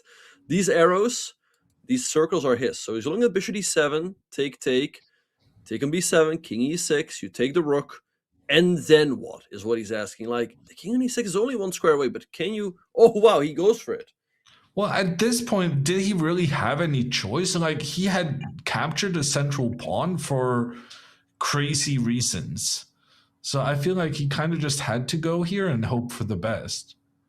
Yeah, and I mean, to be fair, black is only one square away from winning the game, right? I mean, queen takes... I don't even know if I should have gone down this line. It looks really dangerous.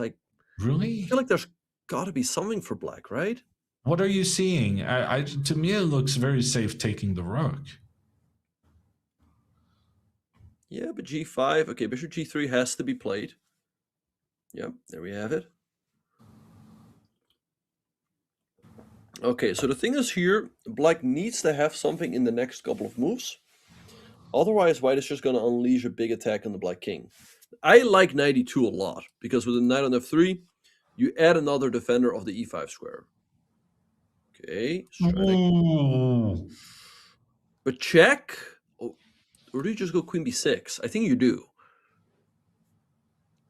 Okay, I mean, the Toivo's a genius. But wait, what if you take in g4? Does that work? But then there's also pretty g5. good.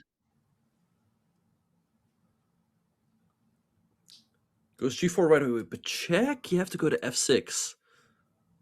That does not look ideal, but maybe it's fine.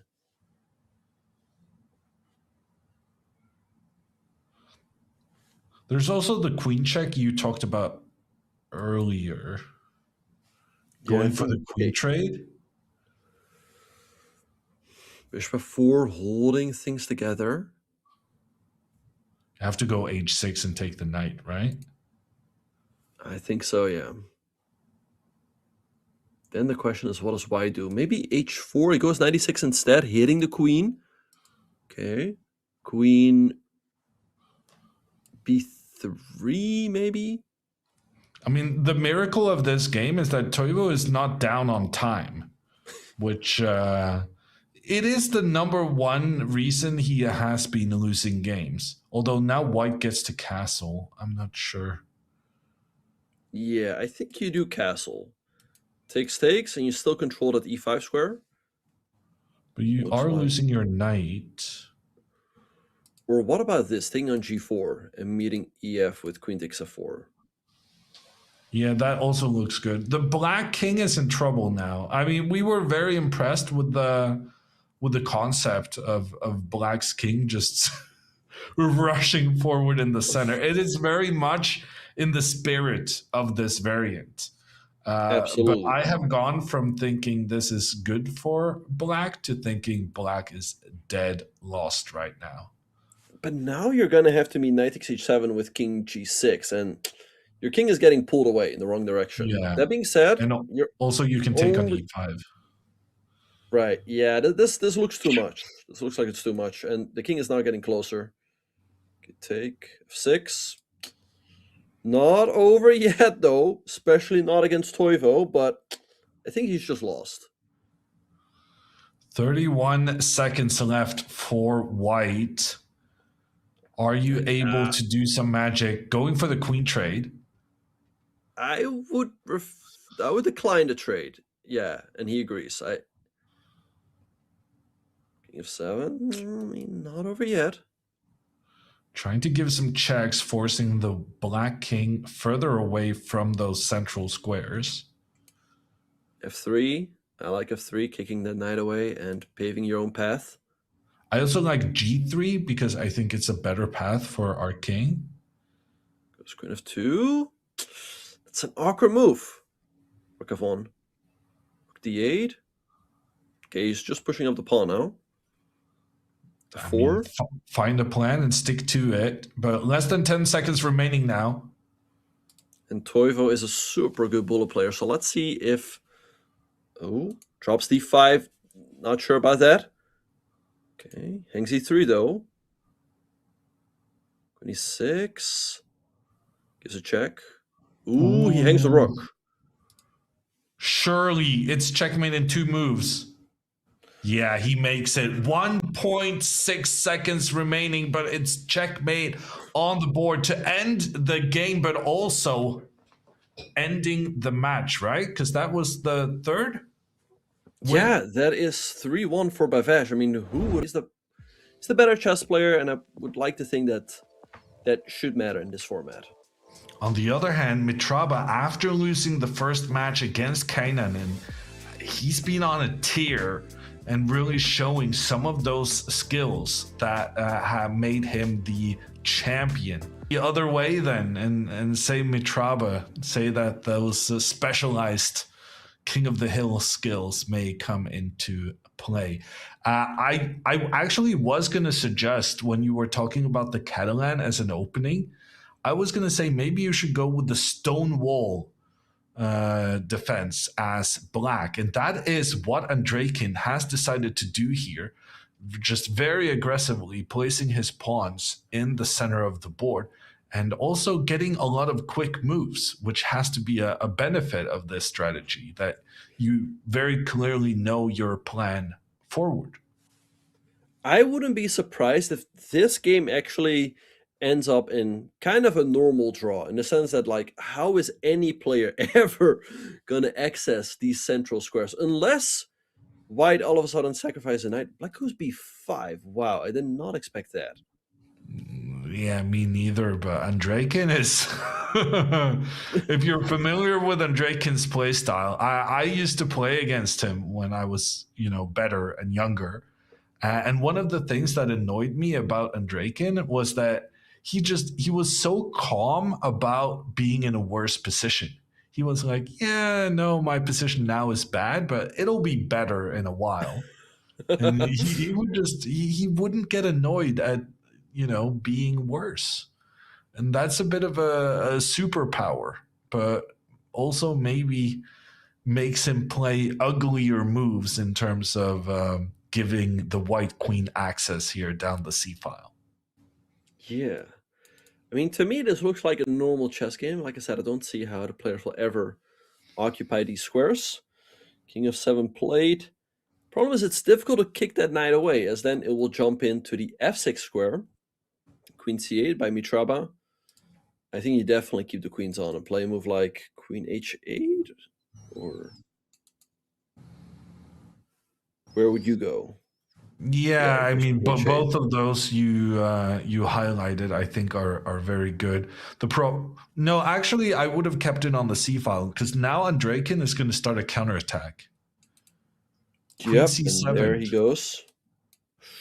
This is actually very, very dangerous for the white king. Yes, it is. Yeah, because queen c1, you're really not keeping that pawn. Okay, but what happens if you actually take? So let's say you take, check, king f2, check, king g3, take an e3, king g4. But I guess bishop e2, king g5. Wow. And he's going down that line.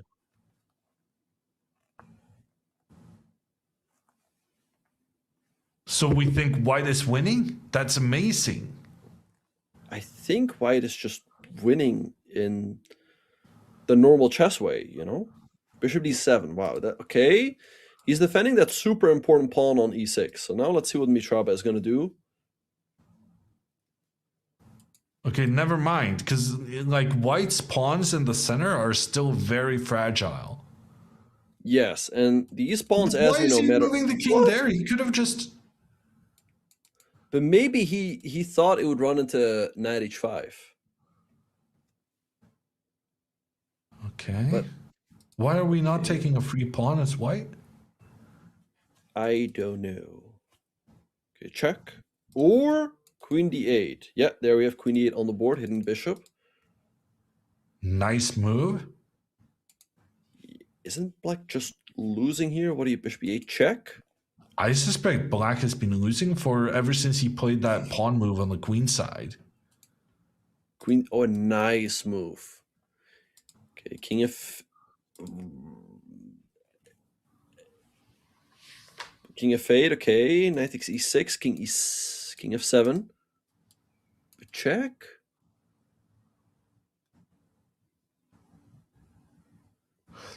I'm surprised by how tenacious a defender that black bishop is. And keep in mind that bishop is now suddenly threatening checks back on the white king. Game is still not over. He's still hanging in there. Perhaps another check. Yep. I think you have to go to the b file. King b7. Okay, I'll take another pawn with check, and there he goes. And if you step... Okay. Queen d6. And you're getting the next pawn with a check as well, but do you take it? Yeah, I think you do. Oh, I guess another... I'm wondering about this. So let's say you check, take. He goes e6. Okay, so he's preparing this and this. King e5, king e5. Queen f2 there. He's so tenacious. It's just unfair. Okay, check. I think you could go knight f3 there and just clear a path. Oh. Picks up the bishop, but do we...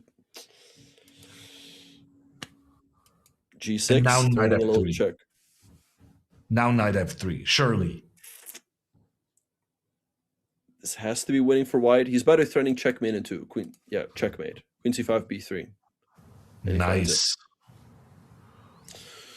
All right. So Mitrava wins game number 1. Interesting strategy by Andrakin, but it didn't quite work out. And I don't know about you, Jan, but I really did not like that move b5, and it did not work out at all, it seemed. Yeah, no, Andrakin succeeded in making the game all about chess skill, and then somehow he didn't have the superior chess skills. He gave himself a inferior bishop, which is not necessarily such a bad thing, but when he also allowed the white queen to invade on the queen side, it was just the bishop and the queen together was too much to kind of deal with. And Andrakin loses that game in very chessy fashion. The kings were never even close to getting into the center because the pawn mass was just blocking their path for the entire game. Yeah. All right. So here we have another game. Optically, I kind of like this for Mitrava. He has more pawns in the middle. You would perhaps think that would make it easier for black to eventually get the king to the middle. But what do you think, Jon? I think I've decided that I confer to you on some of these assessments.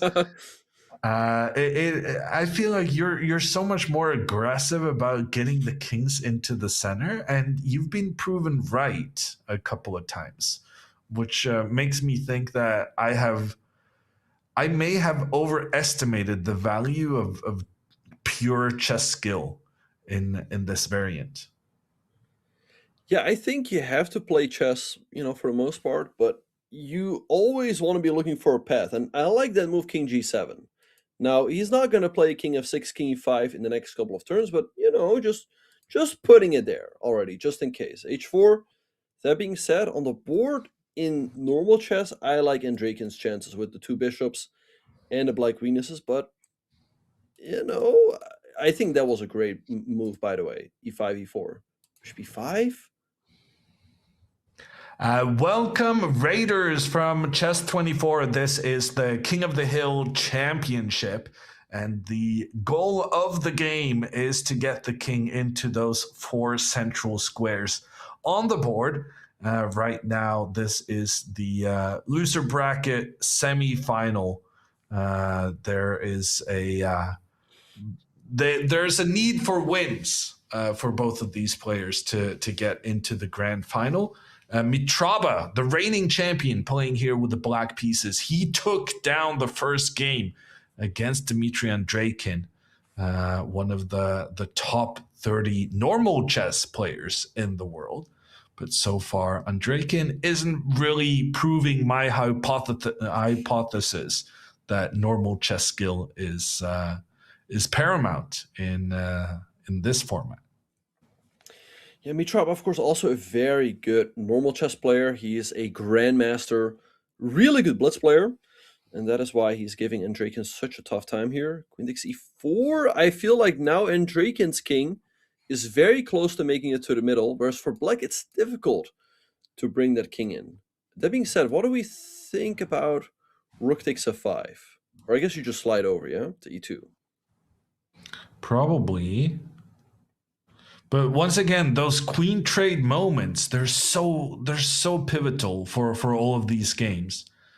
And here the queen trade, like you said, does seem to favor white on account of the white king being just one square away from winning the game right now. This looks winning to me. I think you just take that with the bishop, and how do you stop rook or bishop to e5, followed by king e4? Bishop h4 instead. Seems unnecessary. Also moves the bishop away from that interception square that you had identified.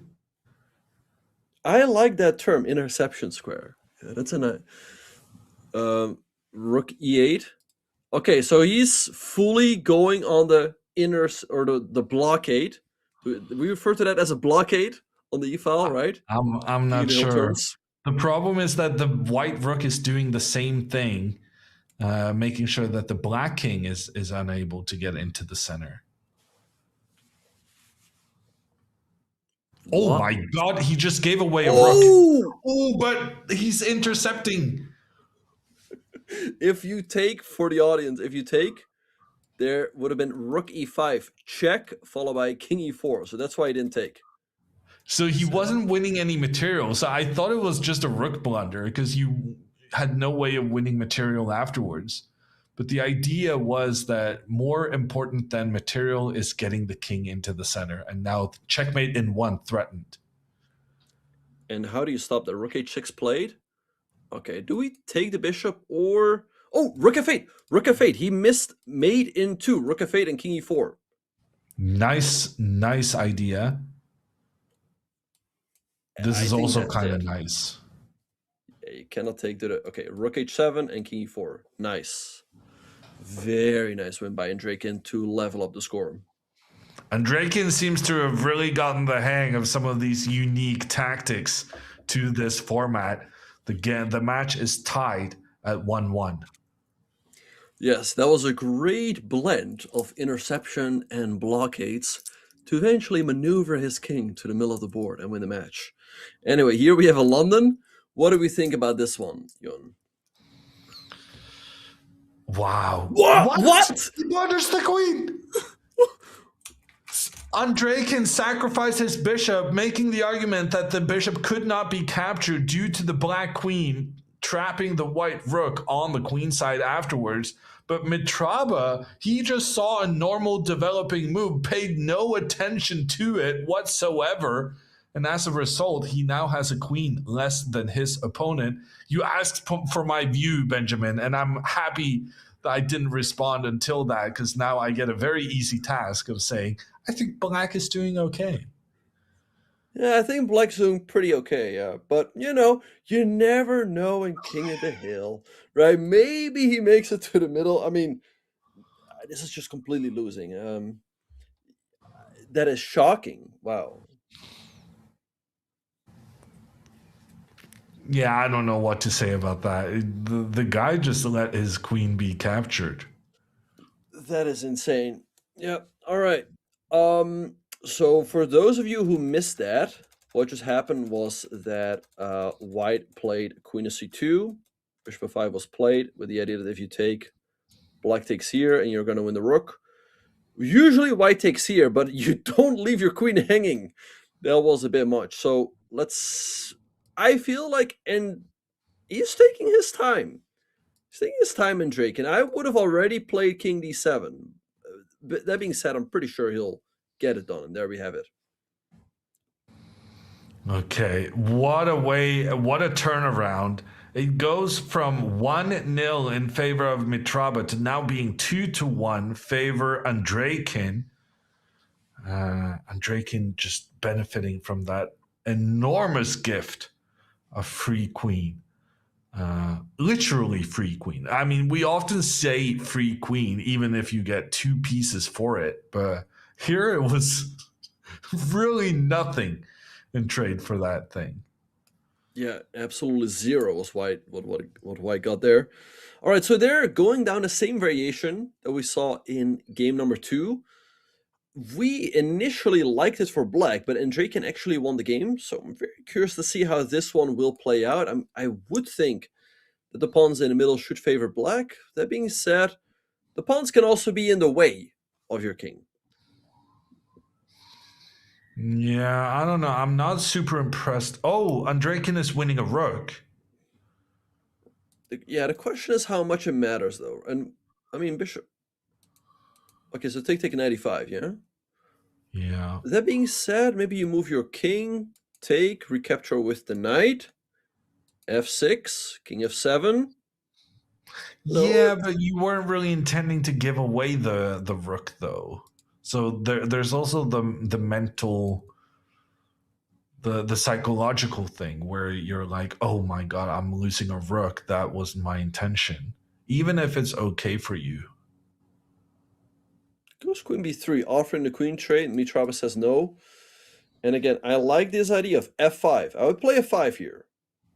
I'm kind of surprised Mitraba said no to the queen trade so quickly, because queen trades are such big decisions in this variant that even when you're down a rook, I feel like it was worthy of some consideration.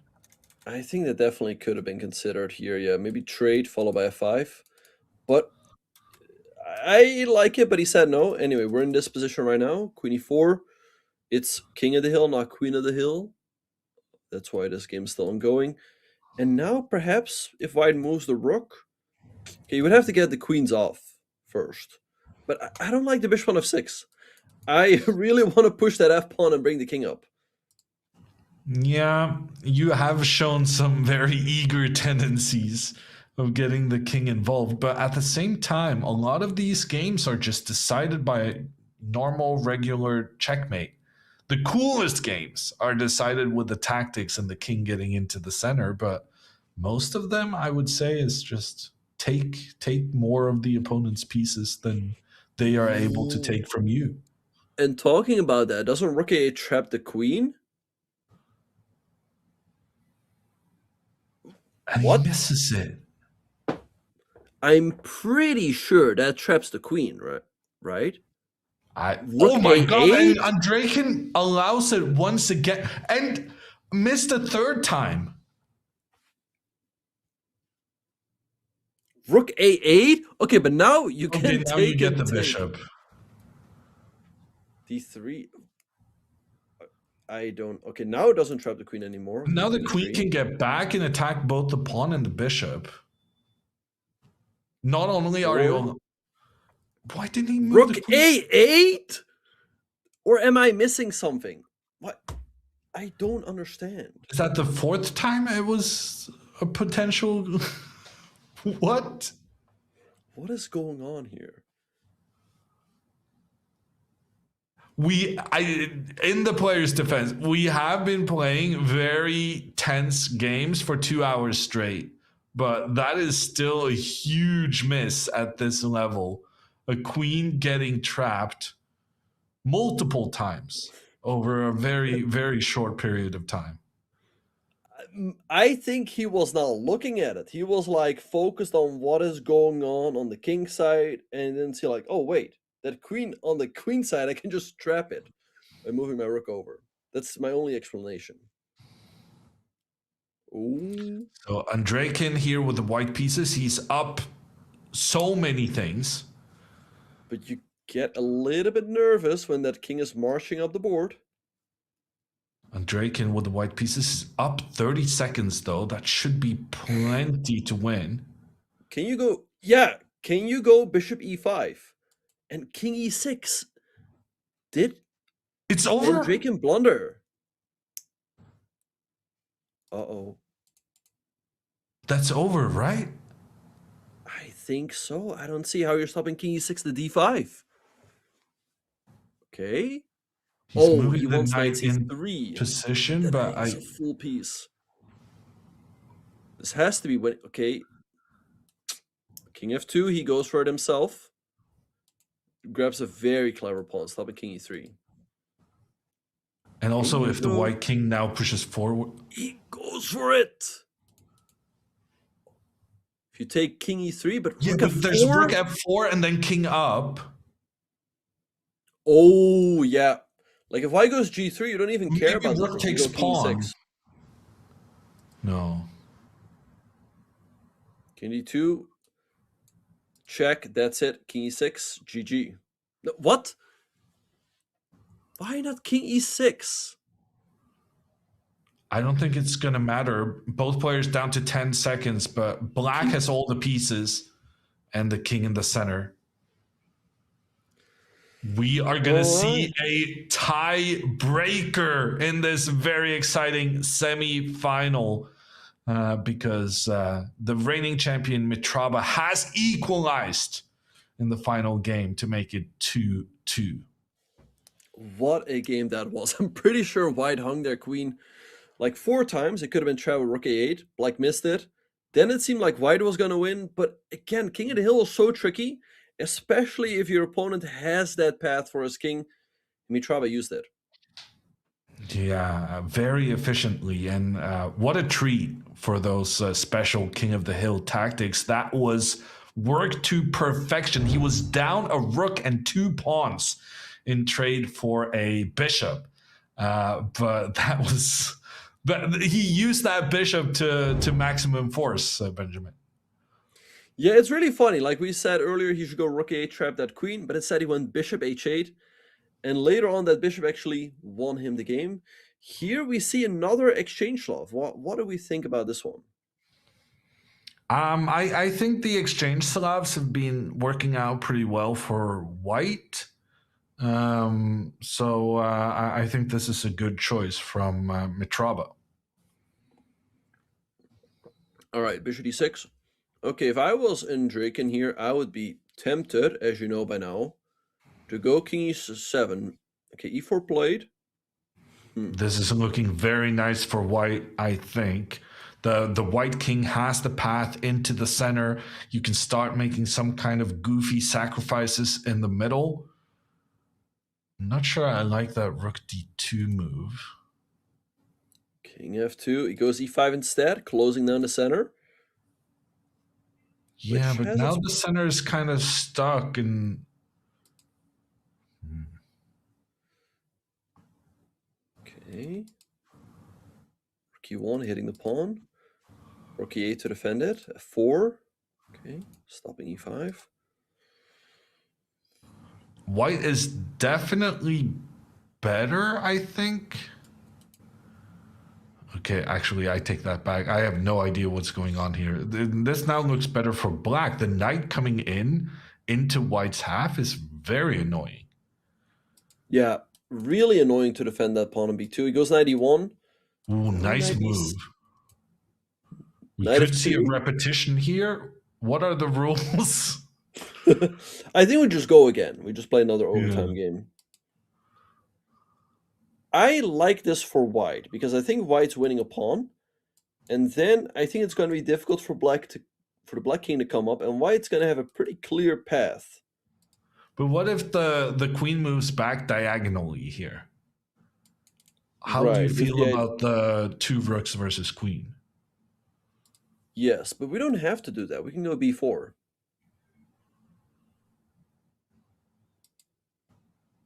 King f7, both protecting the pawn and getting the king in. He didn't do it though. Knight c3 looks weird to me. Now knight c4, excellent response. Okay, b4. Why not b4?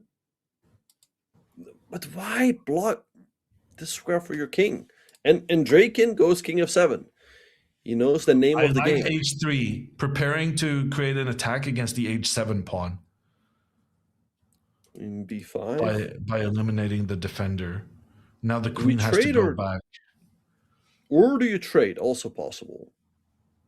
No. Says no. Trading is crazy because then we're struggling to keep everything protected.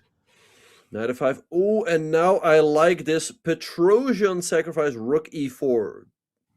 Nice call.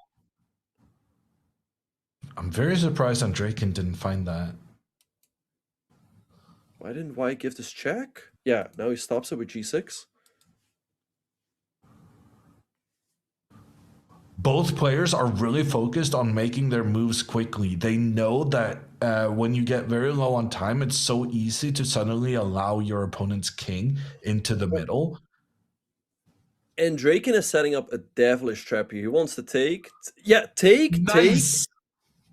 And then knight g3 and take. And you're going to win a very important pawn. That being said, though, you might take this rook.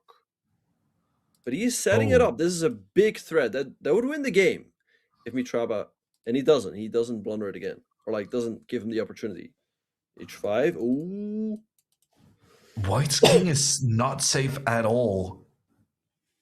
There are some ideas with the knight coming in and the rook giving checkmate in the corner.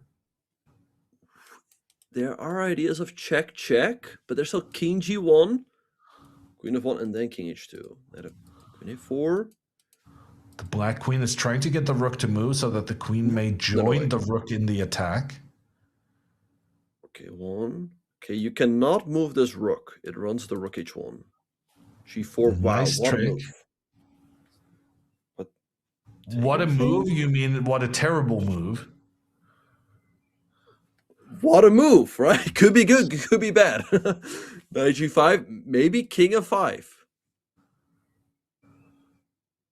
You need to stop thinking about getting the king further up. Ooh, that's a nice threat with the queen coming into the corner. Yeah, and how do you stop queen h1? I don't think you do. I think he's just winning on the board. I think it's just mate. I don't see a move.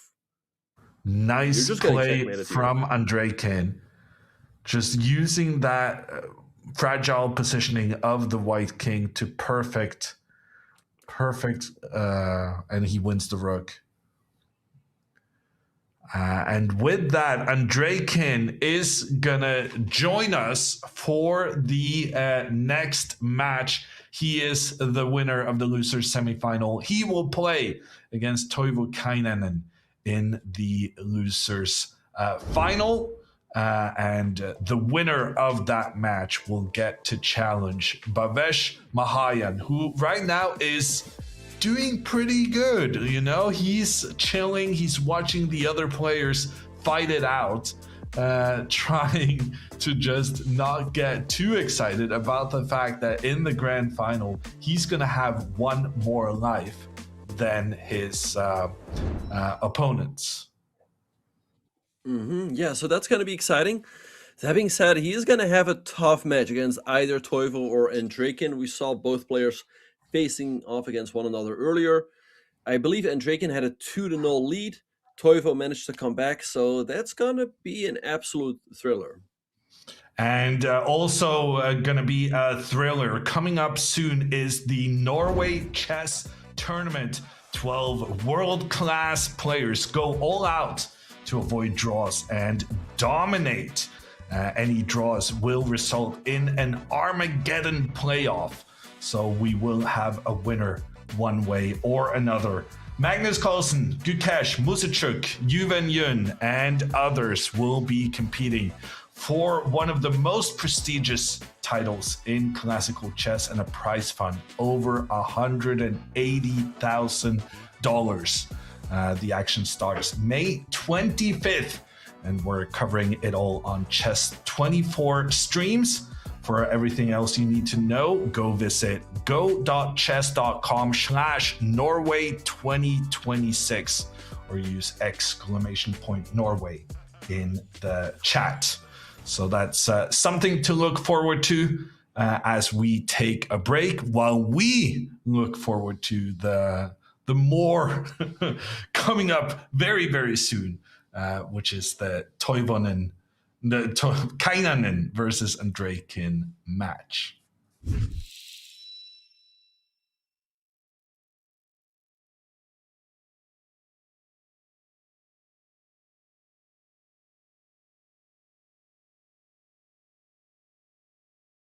I'm sure most of you have seen this viral clip, but how many of you know where it's from? Magnus's famous table slam happened at Norway Chess 2025, so who knows what'll happen this year? There's going to be 2 arenas with 6 players in each arena, and everyone's going to play each other twice. So each matchup is going to start out with a classical game, but if that ends in a draw, they're going to go to a new decisive format called Armageddon, where white has 10 minutes, but black only has 7 minutes, and a draw is a win for black. In this year's lineup, we have 6 players in the open section: Carlsen, Keimer, Firouzja, Prague, Gukesh, and Wesley. And we have 6 players in the women's section: Divya, Bibisara, Musachuk, Kaneru, Jenner, and Winju. So who's going to slam the table this time?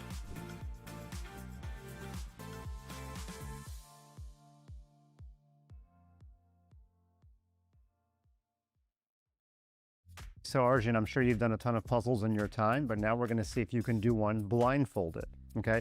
I'm not actually going to put you on blindfold because we want to see you, so I'm just going to announce where the pieces are, okay, and tell you whose move it is, and we're going to see if you can solve it. Okay. White has a king on h6, okay, a bishop on d6, d like dog, and pawns on f2, d3, c4, and c5. Okay. Black has king f5, pawns on a3, b like boy, 7, b7, c6, d4, and e6. 2, 3. So white has a bishop and black has a pawn. Yes, 1 pawn in compensation. Yeah, black has 5 pawns, white has 4 pawns. Perfectly said. Okay, yes. black pawn is on 8-3. Yep, and it's white to move. Okay.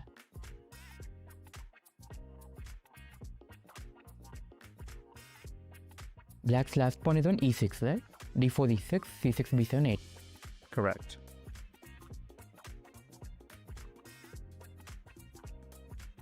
This is easy. Yes, I'm missing something for black.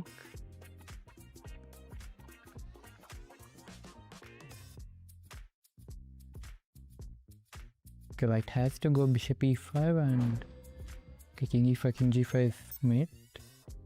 That's exactly right. Yeah, bishop e5. You're about to take on d4 and stop the pawn. Yeah. And just for clarity, what happens if king takes bishop? I know you already said it, but yeah, king g5 and next move f4 is mate, and it's not stalemate because black can push a2 or b5 something. Very good. All right. Well, you crushed it. We thought with the complicated pawns that maybe that would be difficult blindfolded, but not for you. All right. Position number 2. This has more pieces. Okay. White king, still on h6. Okay. White rook b8, b like boy. White knight f6. Okay. And white has pawns on g5 and e5. Okay.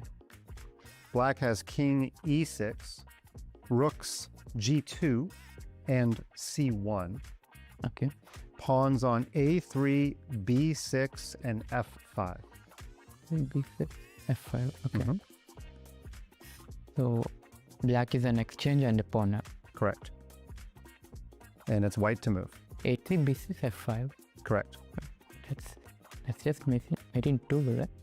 But am I hallucinating something, or it's just mate in 2? Yeah, rook e8, king f7, e6 is mate. You actually solved it faster than I did, and I'm looking at the puzzle. In fact, it is made in 2. That's exactly right. You basically solved it as fast as I could set it up verbally. So awesome job.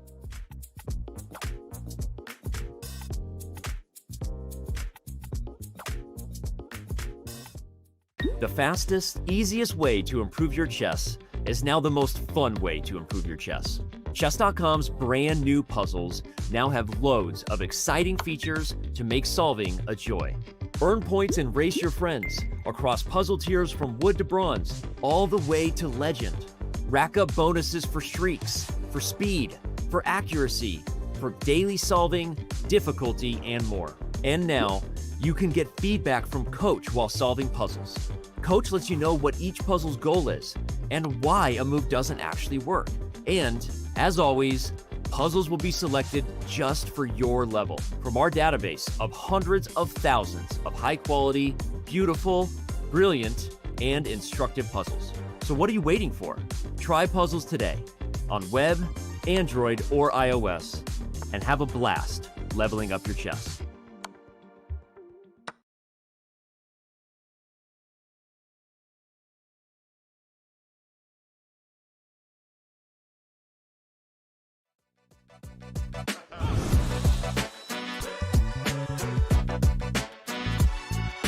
This is the Chess.com King of the Hill Championship, and we are down to 3 players. One of them gets to watch on as to the last 2 challenge one another for the grand final spot.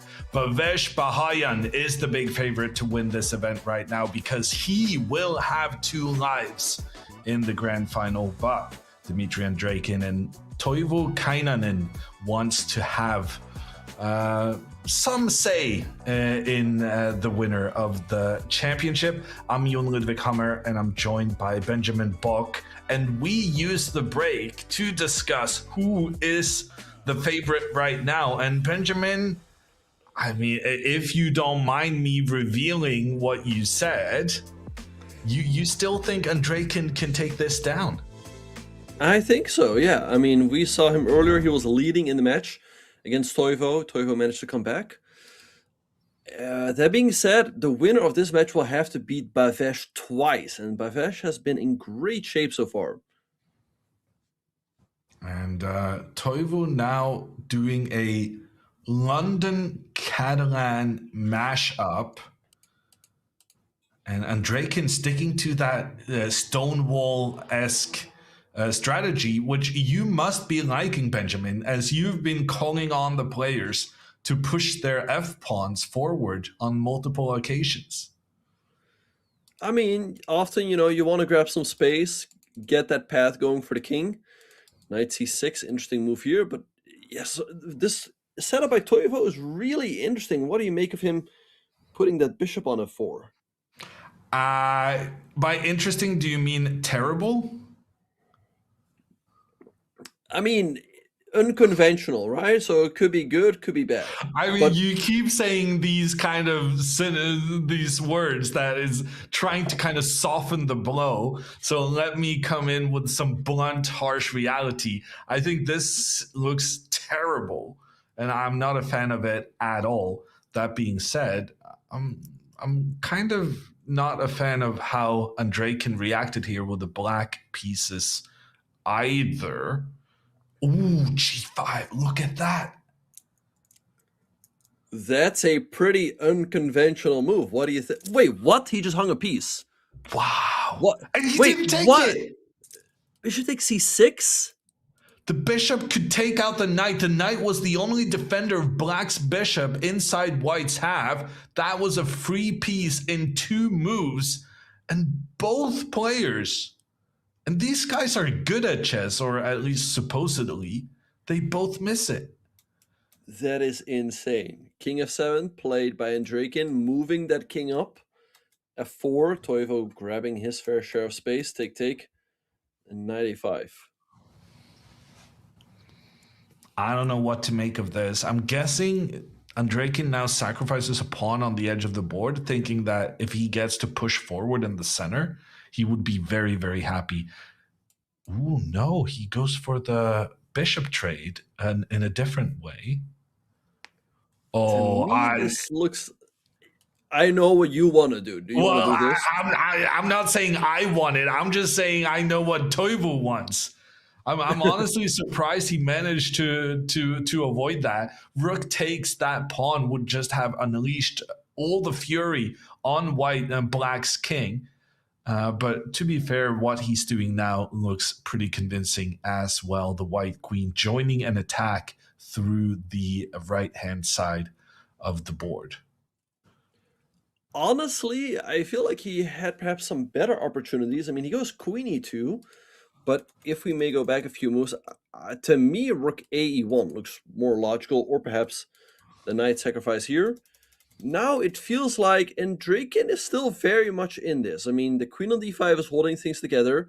This king on h3 is never making it to the middle, whereas Black's king has a pretty clear path. He has an idea. Rook takes pawn. Rook takes pawn. Come on. I'm not. I completely disagree with your assessment. I think this just very straightforward attack through the center. I do not like that he took the rook in the corner, though. I feel like rook takes pawn there was very, very powerful. And now that black king is getting scarily close. It is. There's no good way to sacrifice it, though. Queen g2. No, knight e3. Knight e3. Oh, that is nasty. He goes rook f8. Wait, but you take... Ah, no, wait. Never mind. Yeah, you're not surviving with a black king so close to the d5 square. Like, somehow you're going to make a blunder. f6 played. Okay. Knight e3. Nice move. Blocking the queen. And if you take, there's check and queen king d5. c4. Ooh, that's a nice find. Wait, what are you doing? Maybe you just have to take? Or it takes the queen. Yeah, that's good. I think, yeah, that's it. Or like, how do you Well, stop he has this? to go queen f3. I don't know why he's thinking. Queen f3 played. Maybe queen takes d4? Yeah, queen takes d4. This also looks good. Rook takes. Yeah. Queen e4 played. Queen d3. Queen d3. And he finds it. That's Nice. GG. Wow, we're seeing some specialized King of the Hill tactics. Queen sacrifices to remove the defender of central squares. I don't think Andrakin had any business winning that game, but I also do think that giving up the bishop in the center for the rook in the corner, that was a big mistake because it really allowed the black king to get involved in the towards those 4 central squares. Yeah, no, I think Toivo was winning earlier on, but he did not put the hammer down. He really had to go for some sort of sacrifice like rook takes f5, knight takes e6, didn't go for it. And then Andrakin, he hung in there, sneaked his king to d6, and found the tactic to get it to d5. Yeah, once he got the king to d6, I honestly think he was winning because like it's so tricky stopping the king at that point. Yeah, no, I think so too. Like the king was only 1 square away. There were so many tactics with sacrificing that queen. But yeah, Toivo really missed this opportunity earlier.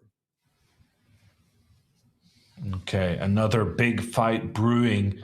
Lots of pawns up against one another in the central squares of the board. This looks good for black, though. Don't quite understand. Well, I did say earlier that Andrakin, what's annoying about him is that he'll just continue playing quickly even if he has a bad position. He doesn't get affected by such things, whereas I, have to curse out myself for leaving myself in such a bad spot before I can move on. All right, so what do we think about this position? At first glance, I kind of like it for black because black has more space. D3 is a little bit soft, and surely white is winning. I was just making this whole talk, but you might be right with bishop d5 coming in as well. But okay, I was just gonna say to finish my thought, black has a clearer path for the king. Yeah, but you're all about the king. It's king of the hill. Honestly, that's a great move with the knight from Kainanen. Ooh, but now queen takes g4. Queen takes g4. Game over. No, but the bishop's still defending it. Oh.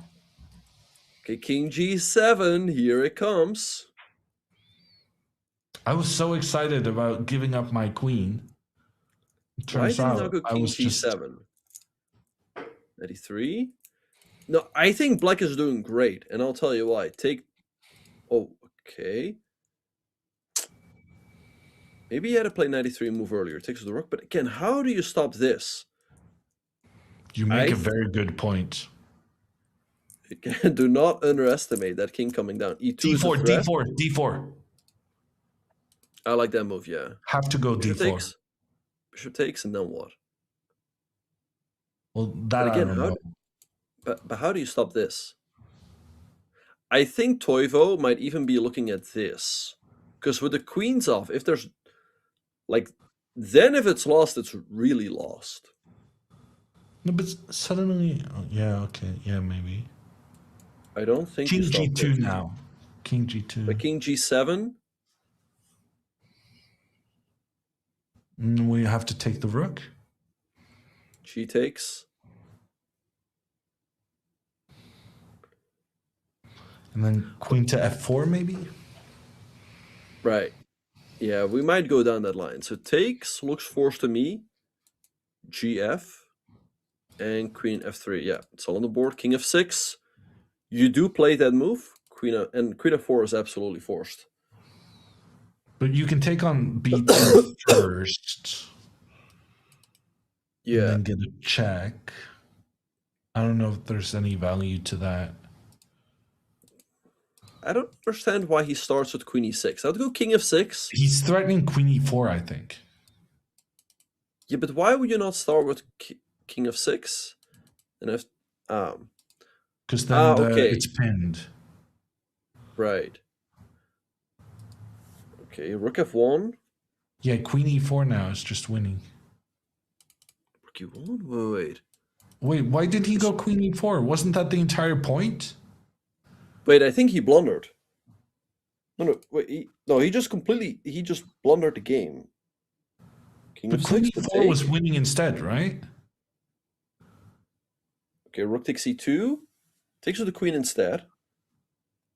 No, he just hung the game. No, he completely threw this away. That's a big turnaround. And one move was winning, the move he played was losing. And that's the difference between a 2-0 deficit and a 1-1 tie. Although, look at those black pawns pushing up on the queen side. Bishop e5? He takes... But I think bishop e5 could have been considered. Rook e8? It's going to be e8 maybe? Ah. Oh, that's a nice find. Ooh, Rook nice f8, move. GG. It's not GG. Well, I believe he missed an opportunity here to win the game. Rook f8 and take. But now Good it's still point. game on. Although, yeah, and then Draken wins. Wow. Okay, so he takes a 2-0 lead. Now Toivo has to win the next two games. Toivo had a winning position there. Like Benjamin said, that path for the black king into the center, that was so important, but he didn't utilize it properly. Yeah, it's kind of odd. He's been winning in both games, but I feel like in both games he did not go down the direct path, right? Why not walk that king up just a move or two earlier?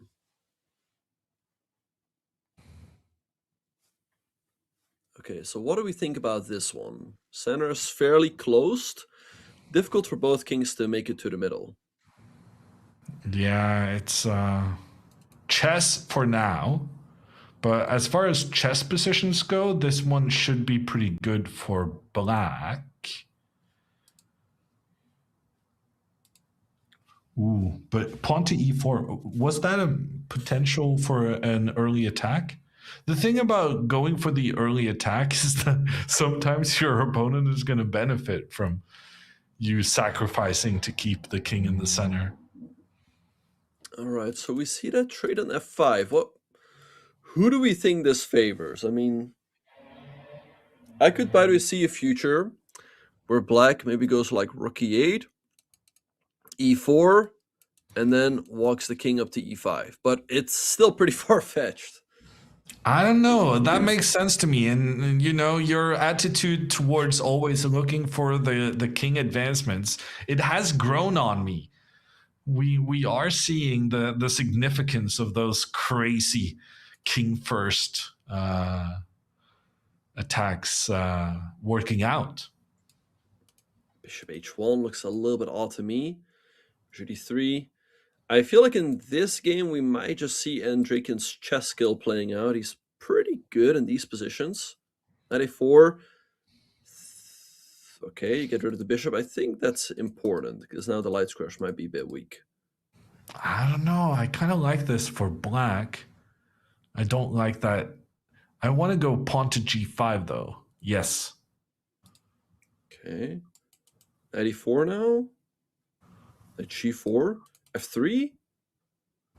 Okay, you just have to go back. Yeah, why are you pushing your knight into enemy territory if you have no better plan than just getting chased back? On the other hand, the white pawn is now blocking the white bishop a little bit. I do prefer black here. I'm with you. And again, he has that. Don't count it out that at some point he's going to go e4, trade down, and king f6. It is an idea. Knight d4, that's a nice square for the knight. Queen e1 is forced. Okay, maybe knight e7. Andrakin also up 20 seconds on the clock. Pressure on the board and the clock here. I really like his... I'm very surprised about that knight moving to a square where now it could get captured by the white bishop in the future. Over the last 10 seconds, I think the position has massively improved for Andrakin. Some of that chess skill you were talking about. Ooh, king f2. Here he comes. The thing is, I would play king f2 even in a normal chess game. He's about to not threatening that because of knight f5, but Andrakin is going to have to watch out for it. I really like the fact that he walked that king up. I mean, I think walking the king up would be good in even normal chess, but here it's just winning. It all of a sudden looks really dangerous for black. c5, I think a nice move, adding some support to that knight. I just realized Andrakin is black. I had been operating under the assumption that he had the white pieces. All right, well, do we take on c6 here or on c5? We move the knight, surely, at some point. Knight takes d6. Why not? Oh, wait. Never.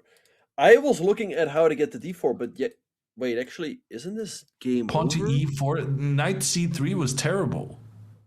I think that is, again, Toivo not putting the hammer down. The point of knight takes d6 was that after pawn to e4, you could then sacrifice the queen. You were kind of combining my idea with yours. Is there knight takes f3 here?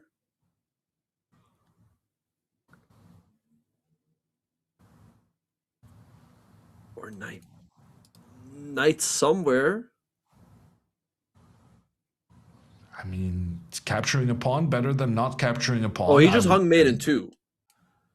What? The queen takes g5 and rook h1 is checkmated in game. Press the thing. Okay, but he's gonna win this anyway. How many potential wins did Toivok miss here? It's crazy. Okay, this is game just over. Just move the knight. He's insisting on not winning the game through the special rules. It's never over in King of the... It kind of is, though. Now it kind of is. Okay. All right, so that is 1. More exciting King of the Hill chess coming up. It's 2-1 in favor of Dmitry Andreikin. He has the white pieces in the final game, but he's not looked amazing. There's been some shakiness throughout. And I have no idea what this is. Both players playing pawn of the hill, occupying the center. Okay, bishop d6, black. What do we... Nah, that's probably too much, yeah, sacrificing the knight. But one of the main problems of sacrificing the knight is that it gives your opponent access to the central squares. whereas you do not because you have your pawns standing in the way. Mm-hmm. Very controversial by Toivo to give up a bishop here, in my opinion. But yeah. And then I actually Draken does the same thing. I don't know what's going on. I know that like in normal chess you would be like I don't know how to put this, but you would be freaking out. You'd be like, "What are they doing?" I know you remember. I remember you made a great course on the bishop pair, right? Like way back in the day, probably like 10 years ago at this point. Yeah. I think it's still on chess.com/lessons. Maybe the link has changed, but the course is probably there somehow. Nice. A3. I think the reason Andraken with the white pieces kind of just copied Black's strategy is he's going for the draw from the get-go, which is wild to have as a strategy. Or maybe he's just locking down the center and then wants to bleed the clock. Like make okay, wow, knight takes d5. But it's the white king getting in now, no? Is it though? Pawn takes and then queen up. But queen where? C4. The particular. Yep. Great minds think alike. Take. This looks dangerous for Black. The king is only one square away. I don't think you're surviving this in the long run. I think Queen e5, and then you can go king f6 yourself. Ooh, like that idea a lot. Yeah. I think he has to, and he finds it. Maybe something like queen c8 here. King d5. Okay. There's no easy way to deflect that queen. No, I actually really like this for Black, because after king f6, you can then go for someone like queen f5 and king e5. And how do you stop that with white? Yeah, so you have to go queen c8 now, maybe. I think Black is winning here.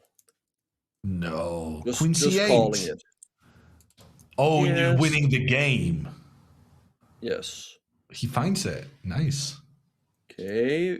And Draken, resourceful as always. Check. Bishop e4. Oh, there's a check on b3. There's a check on b3. That's nasty. It's always so nasty when your king is forced back. You really don't want to do that. Toivo taking his time. F5 played. Let's.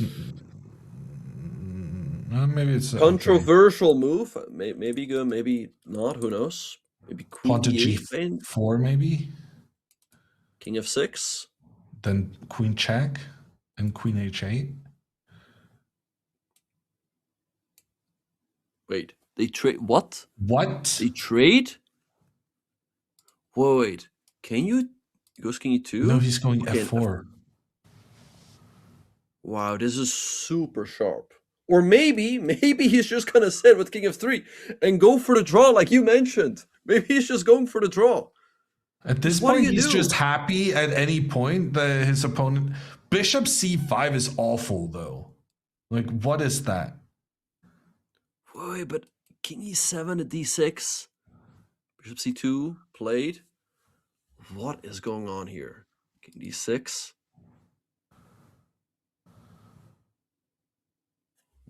Wow.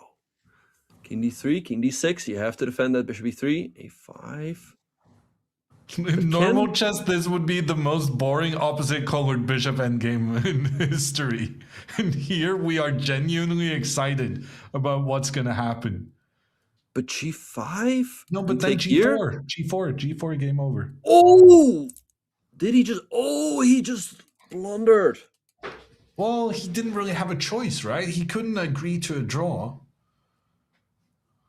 He had to try something. That wasn't the right thing to try, but he had to try something. Maybe, yeah. Wow, what a game. But yeah, he's just losing here. You cannot stop the king from coming to e4. Dmitry Andreikin is winning this match 3-1, and he will be the challenger in the grand final. And that grand final will be against the Indian so far, who has won every match so far, Bhavesh Baharian. And Dmitry Andreikin, because he has already lost once, he will need to take both of Bhavesh's lives in order to win the event. Yeah, so that's a tough task for Andreikin, but he is a super GM, so he can definitely do it. I told you during the break that I think Andreikin can win. What do you think? You said like, well, Bhavesh has been on the tear. Well, he certainly improved his chances with that win, but I do feel like he was in a lot of trouble during the games. So I still think he is the underdog because he needs to win twice. But let's see what kind of a fight he can put up. And if you guys at home want to put up good fights in your chess games, the new Chessable repertoire tool lets you organize your openings exactly how the pros do. No more messy notes or forgotten lines. It's sleek, it's powerful, and it's designed to make sure you're never caught off guard again. Build your world-class repertoire today at go.chess.com/repertoire, or just type !repertoire if you can spell it in chat right now. That's what we have before our final break of the event. The grand final is coming up next.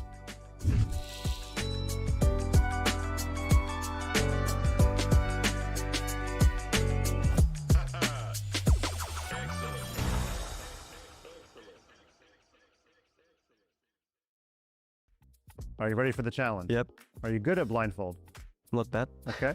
All right, this is a fun one. All right, so white has king d1, d like dog, and then white has 3 pawns, f2, c5, and b5. Okay. Black has king on g5, bishop on g1, and pawns on f5, f6, and a7. That's white to move. Okay. Do you want to repeat anything back? No, it's fine. Okay, the solution is b6, ab, f4, king f4, c6. Have you seen that one before? No. How'd you figure it out so quickly? It's like a typical puzzle rush kind of thing. Okay, well, that was Puzzle Rush, probably like 40 or 45 in a 3-minute sesh, but crushed it. Okay, Netterbeck, because you're too smart, we're going to challenge you even more. Fewer pieces, but my confidant says that it's harder. Okay, here we go. White has king f5. Okay. Pawn f6. Pawns a7, b7. Black has king f7. Then mate in 2? Mate in 3. Mate in 3.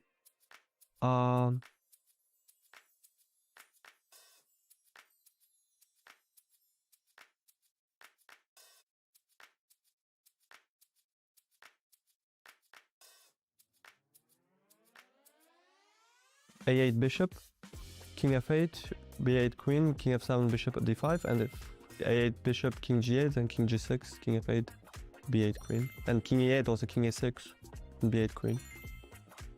Looks good to me. So under promotion probably came to your mind right away, but why did you think to under promote the A pawn, not the B pawn? Because if you promote b pawn, then black can move king g8 and king g6, king f8, and there is no mate after a8 queen. So that was my logic. Last question: have you ever under promoted to a bishop in a rated chess game?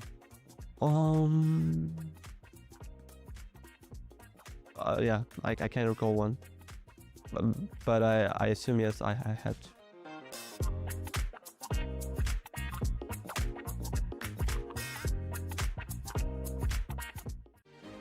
What if you could play the Sicilian? like Anish Giri. The King's Indian, like Nakamura. And the Roy Lopez, like Fabiano Caruana. On Chessable, you can learn straight from the world's best. Then use our repertoire tool to pull your favorite lines from any course and build your ultimate opening prep.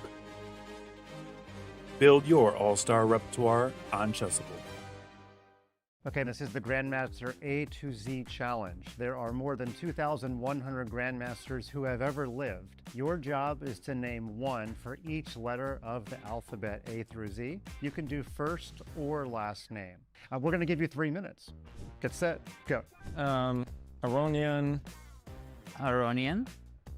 Abdusattarov. Arjun. Alexander Grishuk. Okay, Vishwanathan Anand. Botvinnik. Baburin. Bachman, like, I don't know, I cannot remember some strong chess player. Brown. B. Boris Gelfand. Boris Gelfand, B. Carlsen. C. Kurt Hansen. It's actually very hard, you know? I was thinking to be very easy. Best player of all time. Carlsen, yeah, it's crazy now. I mean, I'm very bad in this game. Carlsen. Yeah. Carlsen. Caruana, C. D, I'll say David Bronstein. D. Donchenko. D. Sometimes you have forgot every name when you are playing some games. D. Yeah, just skip, yeah. Ding. Okay. D. Dubov. Demchenko, D. Elis Casas. E. Einhorn. E. Erigaisi. Okay, A I would go Aronian and E Irrigation. Okay, that's fine. E. Erigaisi. Sotovsky, Emil, it's E.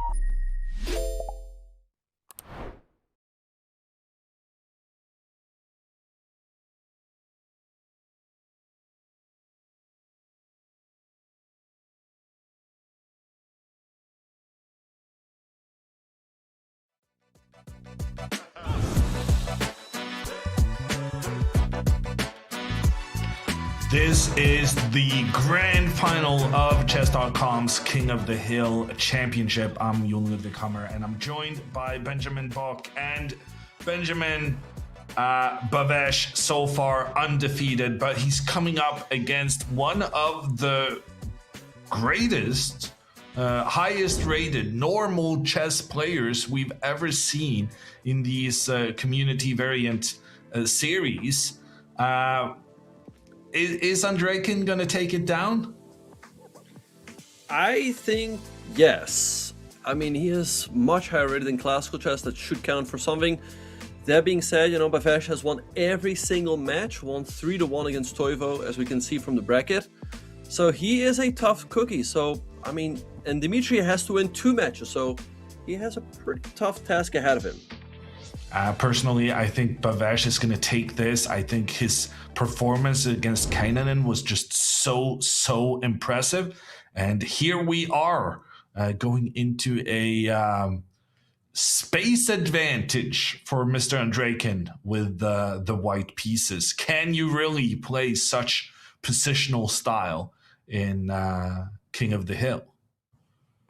So Andreykin decides to trade on b6, but I believe there's also something to be said for b4 and maintaining the pawn chain. What do you think about that decision?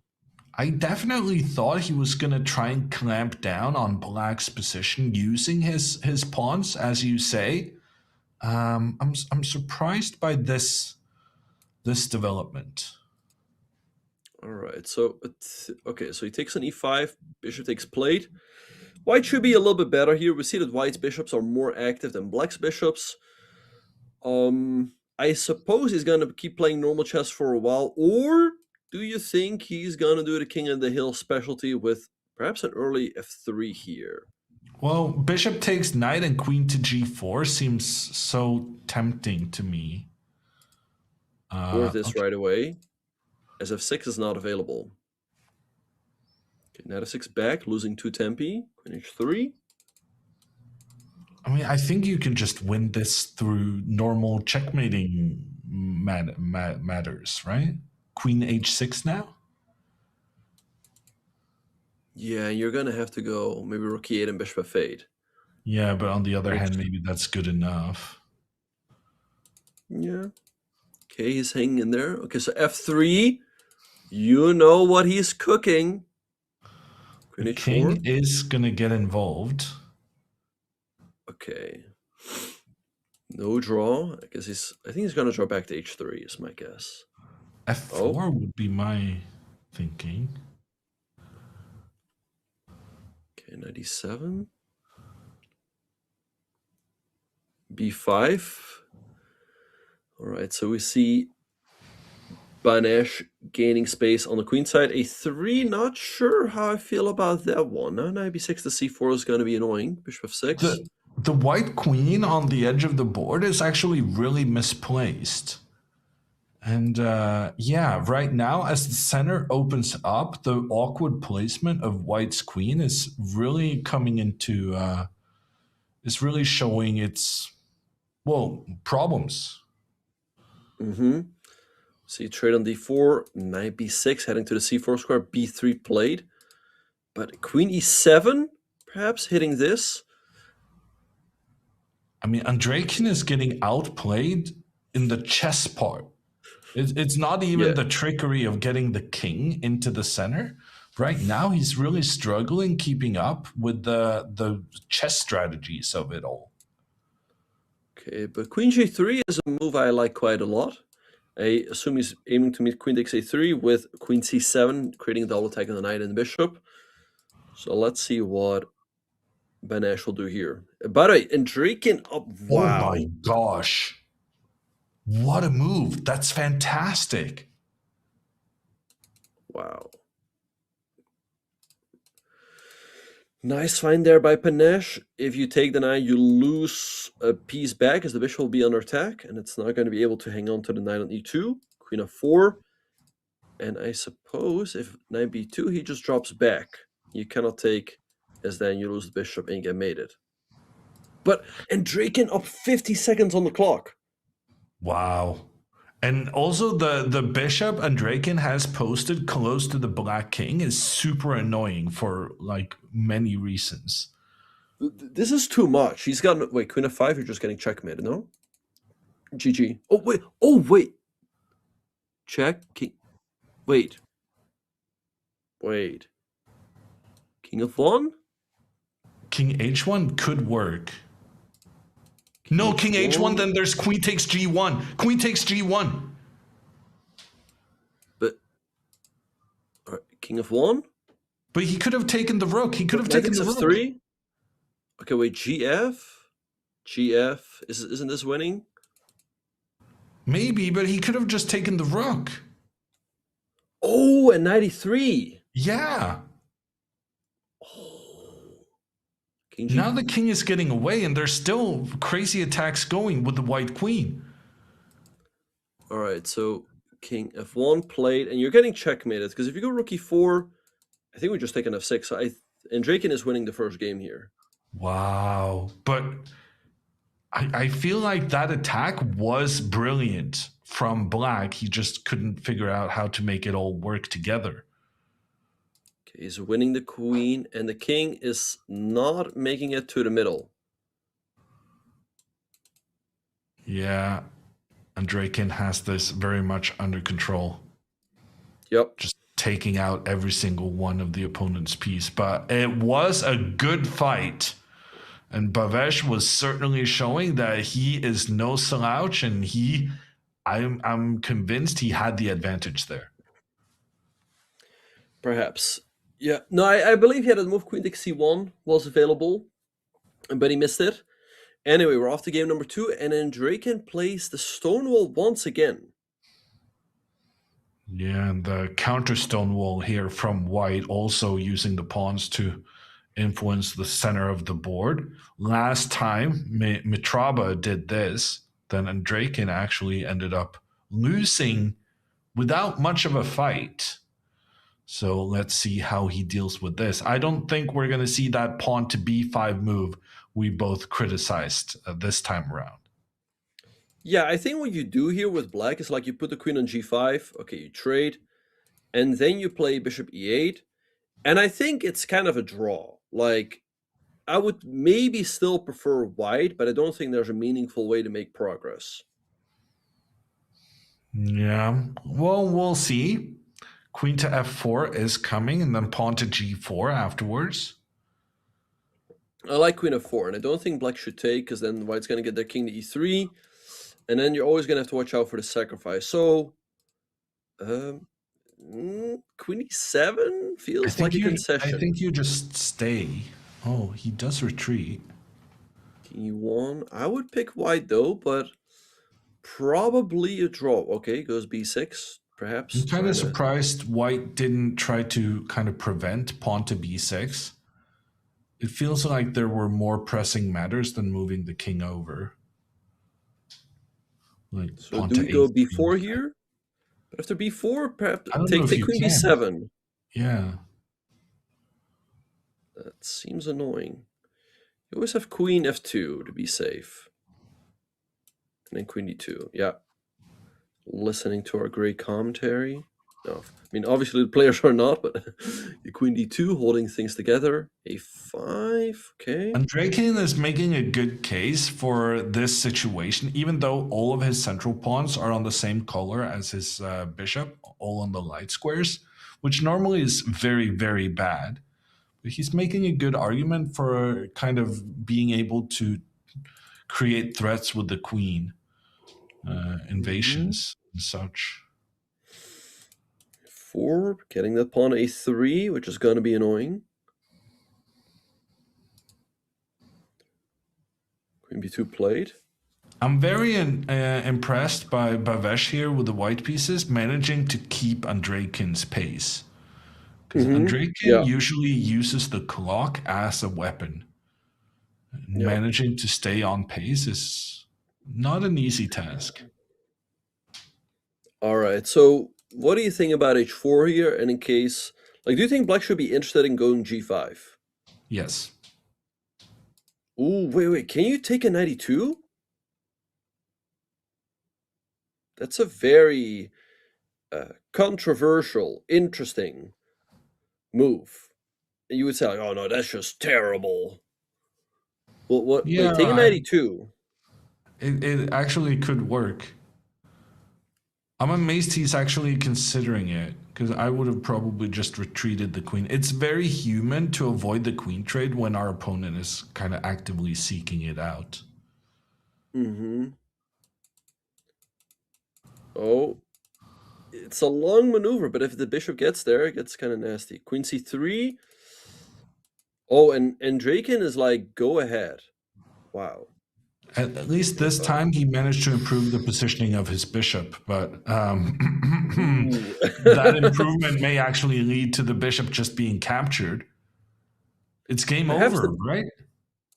I think so. Maybe the bishop was better off as a pawn Queen here. d8 now, and then the knight comes into f6. Or taking Don't take that pawn. That's very greedy. I'm like the most greedy chess player alive, and even I wouldn't have taken that pawn. It is still good enough, though. Just go for the queen trade? Why are we not trading queens? But it's tricky in King of the Hill, you know, because the king is only one square away.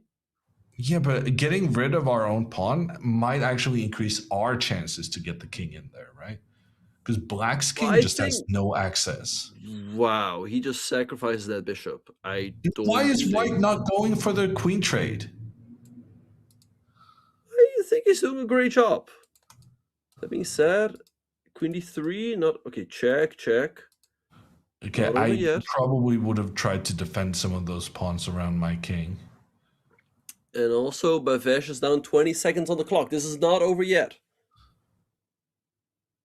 But he's got no Andreykin time. doesn't even have a threat. Like, just push the pawn in the center and you win the game. That is what's sometimes so annoying. Like, he's losing, doesn't even have a threat, but he's just hanging in there. e6. I don't think you have a move here. Queen h7, you lose the queen. Queen h4, king e3, but knight g3, that's it. Getting checkmated, no? Queen h7, queen b8. Yeah, queen But b8. you don't No, think he's he just misses it. going for the queen trade?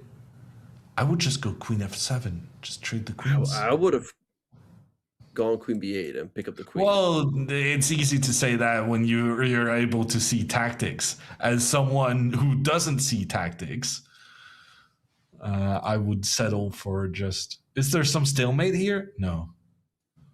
No No, I stalemate. still had this square. Okay, just pick up the pawns and.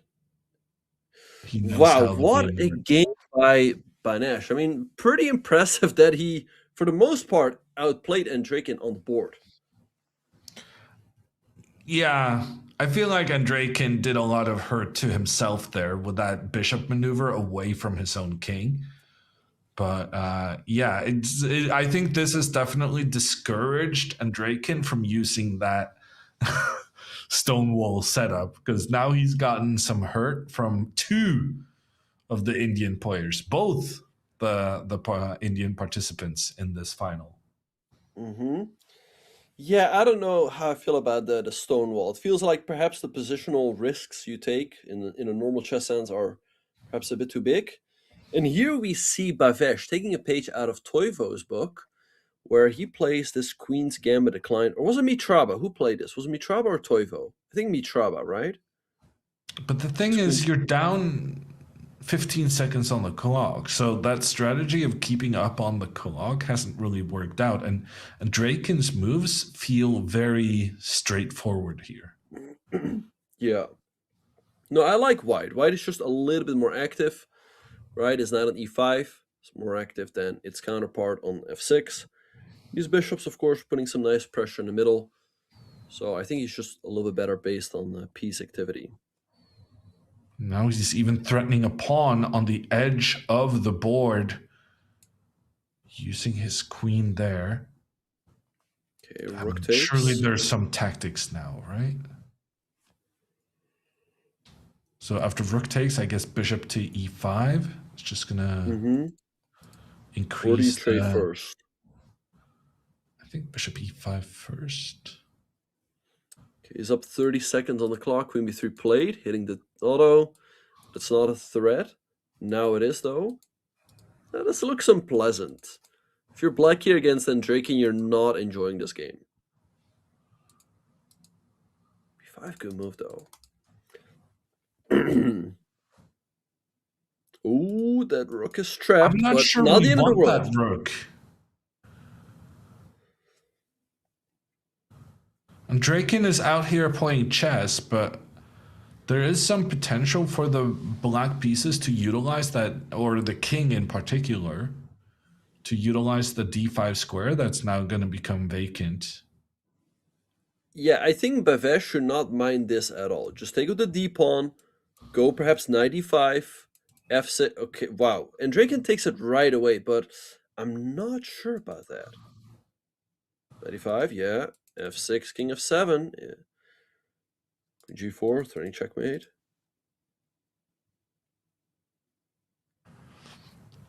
I mean, we are taught that rooks are more valuable than bishops, but the d5 square holds tremendous potential value here, with the black king getting a clear path.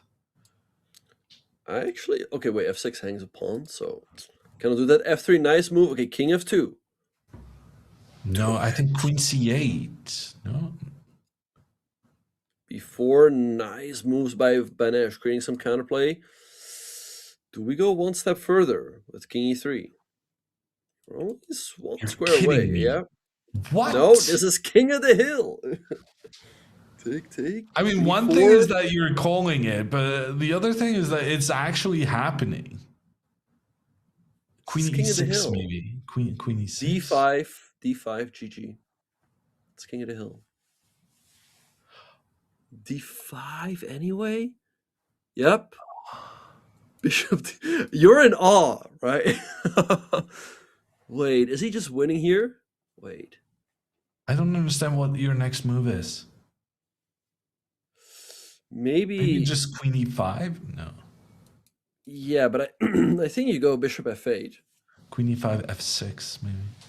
Or, or that, yeah. The fact that Andreykin hasn't moved is not looking good for him, I think. No, that's That not a good sign. means, yeah, it means he's not finding anything he's happy with. Wait, what about queen d3, actually? Yeah, that makes sense. Maybe queen b4 then? Queen g4 played. I think... Oh, bishop f8 hangs the game. Bishop takes g7. You cannot do that. Wait, so what do you play then? I don't think you have a move, because also queen c8 is a massive threat. Or you have to take on d4 probably, but no, you're not surviving that. Because queen a2, queen takes g7. Nice. King d4. Andreykin is going to take the lead in this game. We weren't sure. He spent so much time thinking, making us believe that he couldn't figure it out, but he did. And having the king in the center once again has been rewarded. Queen to c8, a double attack on the king and on the bishop. And now take the bishop, claim your prize, or rather, stay focused. Queen e7, do it. And bishop takes f6. Oh, that's very nice. It goes for the boring. Very unnecessary, but very nice. All right, and he takes a 2-1 lead. Let's keep in mind that because it's a double elimination, it means that Andreykin, who has already lost a game, whereas Bhavesh has not, Andreykin needs to win 2 matches in order to win the tournament. But he is looking good for winning this first one. He has the 2-1 lead. Why is he playing this endgame? Isn't this just extremely unpleasant, especially with kingside castles? Agreed. This looks very bad for Andreykin. At h4, I don't think you care too much about that bishop, or knight e4 played. There was perhaps something to be said for, although I can always go bishop here. Interesting endgame. I'm starting to like this for Andreykin. I don't really understand. Ooh, could you have gone knight e4 there, or would that have been crazy? The knight f6. Okay, now I'm kind of liking white again. Yeah, no, this actually looks really nice for white with g5 coming. I mean, you really don't want to go king g8. g5? But where do you go? No. Bishop g4? Yeah, white. You're going to have to go king e8, and you really don't want to do that.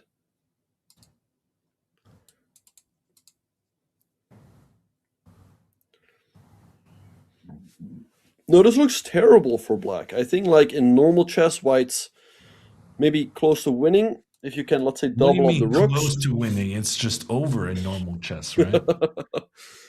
But also here, pawn to b5 or something. I want to play pawn to b5. Is that crazy? No, not at all. Takes rook a7. Nice idea. And if he goes bishop g3 right away, perhaps a little bit too early. Now Andreykin is hanging in there still. Bishop b6, knight f8.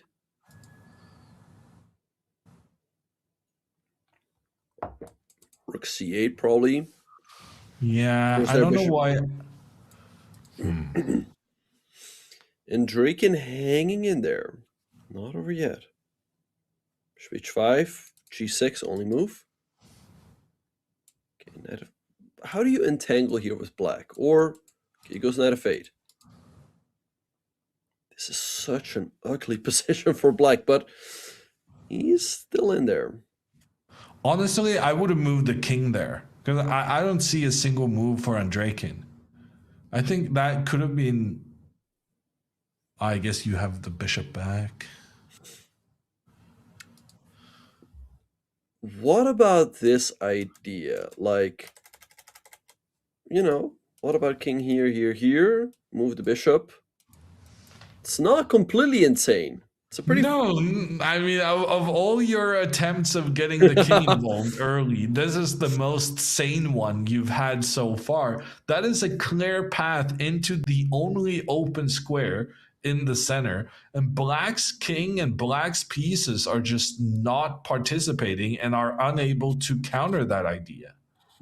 I don't like h5. It gives black some squares for his pieces. The knight now jumps to g6. Yeah, terrible decision there. The black knight is so much better placed now. Your pawn on g5 now needs a defender. That just made everything so much worse. Yep. King e2. Perhaps he is looking at that idea. King f2. Is he going to do it? It's a bit late, but might still be good enough. Allowing the trade of knight for bishop is wild. But we've seen previously that opposite colored bishop endgames in King of the Hill is not as drawish as we're used to from regular chess. Okay, King f7 played by Andrekin. Rook h1 can be met with rook h8. That being said, this looks dangerous for black, as white has the idea of king e3, prepare f5, and then king f4. Rook h6, nice move, stopping h6. King up. So you're getting the e4 pawn Ooh, for free. ooh. No, this has to be winning for white. Give a check first. Yeah. Oh, this has to be completely winning. Take an Yeah. e4. Yeah. f5. Nah. All right, so it looks like Bavesh is going to take it to overtime. f6 played, king f4. There it is. I forgot that we were playing King of the Hill. I was just looking at the opposite colored bishop endgame at this point. It is tied at 2-2, which means that one game is going to decide a lot here. If Bavesh wins, he is the winner of this tournament. If Andrekin wins, then he has the momentum going in to the reset game of the grand final. All right, so we see d4. Let's see, so Andrekin's games have been going pretty well, so I think he should be trying to get a similar position. And Bavesh is going to have to switch it up somewhere, as he just got a really unpleasant position in the last game with black. He's going for the same line that was used in the first game. To be fair, in that game, Andrekin kind of lost his queen on the king side, and it got very misplaced on the edge of the board. And despite that experience, Andrekin is going for the same plan here. Okay, f5. Makes sense by Bavesh gaining some space. Now, if you're feeling really aggressive, okay, h4 instead. Feels like Andrekin missed an opportunity there with that g4 move you're highlighting. Yeah, because what is this h-pawn push doing? Oh, what's going on? Wait. Oh, we're having a bit of a... Okay. Oh, wait. I believe they're playing with increment, so we might have to restart or something? Because I'm pretty sure it has to be without increment, right? Yeah.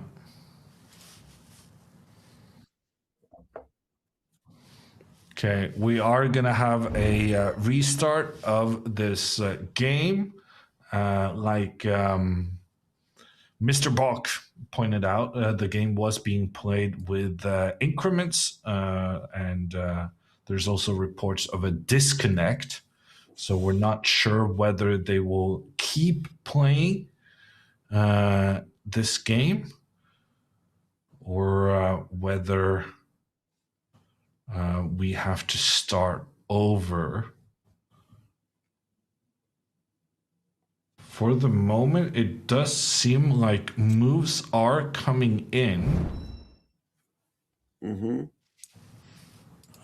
But you did point out something rather important about the clock times, though. I don't think they're supposed to be gaining time per move. Yeah. So we'll see what's going to happen here. In the meantime, Andraken is up a lot of time on the clock. And okay, bishop c6, that's a nice maneuver by Bhavesh. Do we keep this king in the middle? Is the big question. We know what you want.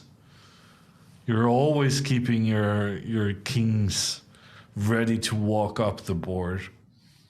Yep. But, if bishop e5, king d2, black can trade, go for a quick queen b6 and b5, you're going to have to take a step back. Okay, now knight f4. Yep, hitting e6. Yeah, that's passive. King d2. He's going to do it. What? Wow. What a move. You cannot take that. Because you just can't. Rook here, takes stakes. And, okay, nice. He just picks up that pawn over there. I'd say in a normal chess... Oh. Yeah, it looks dominating for Andraken. And we do have an update on the server issues and the disconnect and whatnot. The players were granted 30 seconds extra on the clocks because of a server restart. And that's why one of the players had more than 3 minutes, but they do not have increment. The game will go on as scheduled. And right now, that is not good news for Bhavesh, who is getting destroyed both on the board and on the clock. Yeah, and here, okay, he played queen f4, but I really like the idea of queen g5, king g3, king f4, and then you're only one square away. He's gonna do it. Maybe not right now, but it's coming up. Okay. But how do you get the king there? Just get another rook in behind your last one. Seems fairly straightforward. Ooh, he's going to take with a pawn because that gives an extra square for his king? No. I like the idea of pawn takes, and then bishop d4, queen e5. Yeah, that G5 was played. That was good. Would have been good. So he's threatening to take on f5 twice. So king f7, king f4. Only one more square. Bishop b8.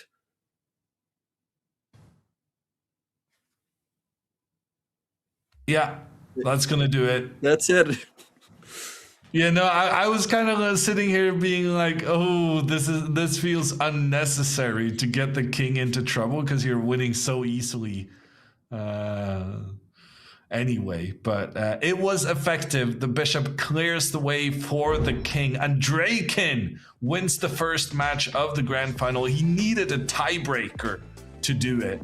And that means we have a grand final reset. Now, no more extra lives for either players. We have one final match to decide who wins today's King of the Hill Championship here on Chess.com. Having as much time as him. All right, so we're getting ready for the reset. He's going to have to switch up something, right? But of course, it's really difficult against a player as strong as Andraken. So if you're Bhavesh's, Jon, if you're Bhavesh's coach and you're watching, what are you telling him right now? Get the king involved more and stop playing these very passive setups with the black pieces. He's voluntarily taking on some poorly placed queenside pieces as black, which feels unnecessary. But I agree. Yeah, it feels like he easily takes on less space, and in King of the Hill, space is really important, right? Because if you have more space, you have more of a path for your king. So that's something he's gonna have to change. And he needs to. We rarely see him getting his king. Like some of the wins he's had has been about very chess-like concepts, as opposed to just rushing the king up there. I realize that you shouldn't rush the king into the center on all occasions, no matter what you're trying to convince me, Benjamin. But yeah, he has switched up his black openings here, though, and I do think that's going to be a good What do you choice. think about he's? Do you think he was considering king takes? It's probably too much. But I like the e4. I think I'm it's a amazed mistake. that you're not participating in this event because king takes bishop didn't even occur to me there. Well, first of all, I'm not participating because I'm commentating, but king takes d2 was a little bit too much. That being said, I'm slightly surprised that in this position right here, he did not play e4. Maybe followed by nah, it's probably too much, yeah.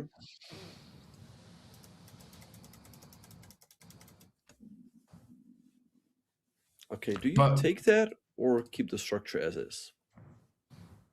I guess I take.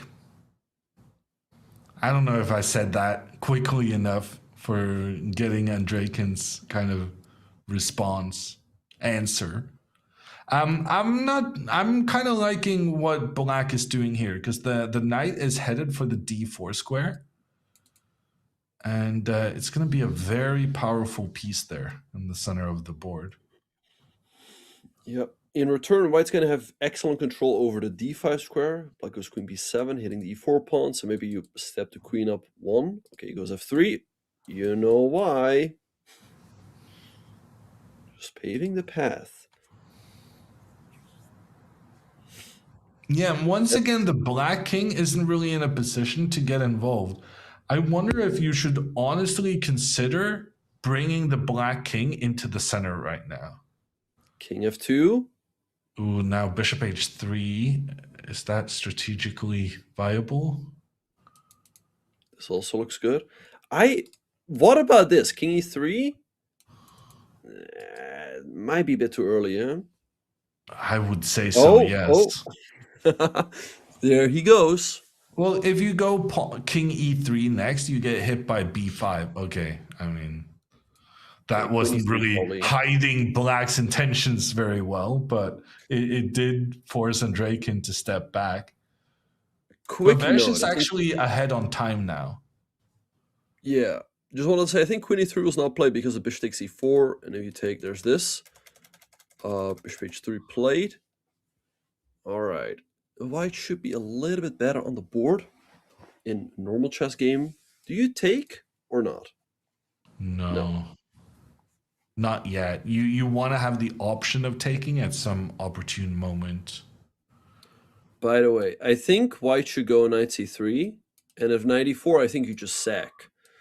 Because you get a very clear sack. Ooh, and he just plays straight into that. Because how do you stop this king now? And also, by the way, in a normal chess game, I think you have really good compensation, but I don't think you're stopping the king here, simply. Well, I mean, also, you're not stopping knight d5. You're not stopping knight b5. You have to play b5 here yourself. It's probably the only move. But take king e2, I think you lose the game right away. Well, I'm saying if you don't play it, then knight d5 or knight b5. King e2. Yeah, I think Andraken really has, picked up the, understanding of bring that king in. King d3 or king e3. No, this is over. I don't think you're stopping that king for too much longer. Okay, he's trying. He's trying.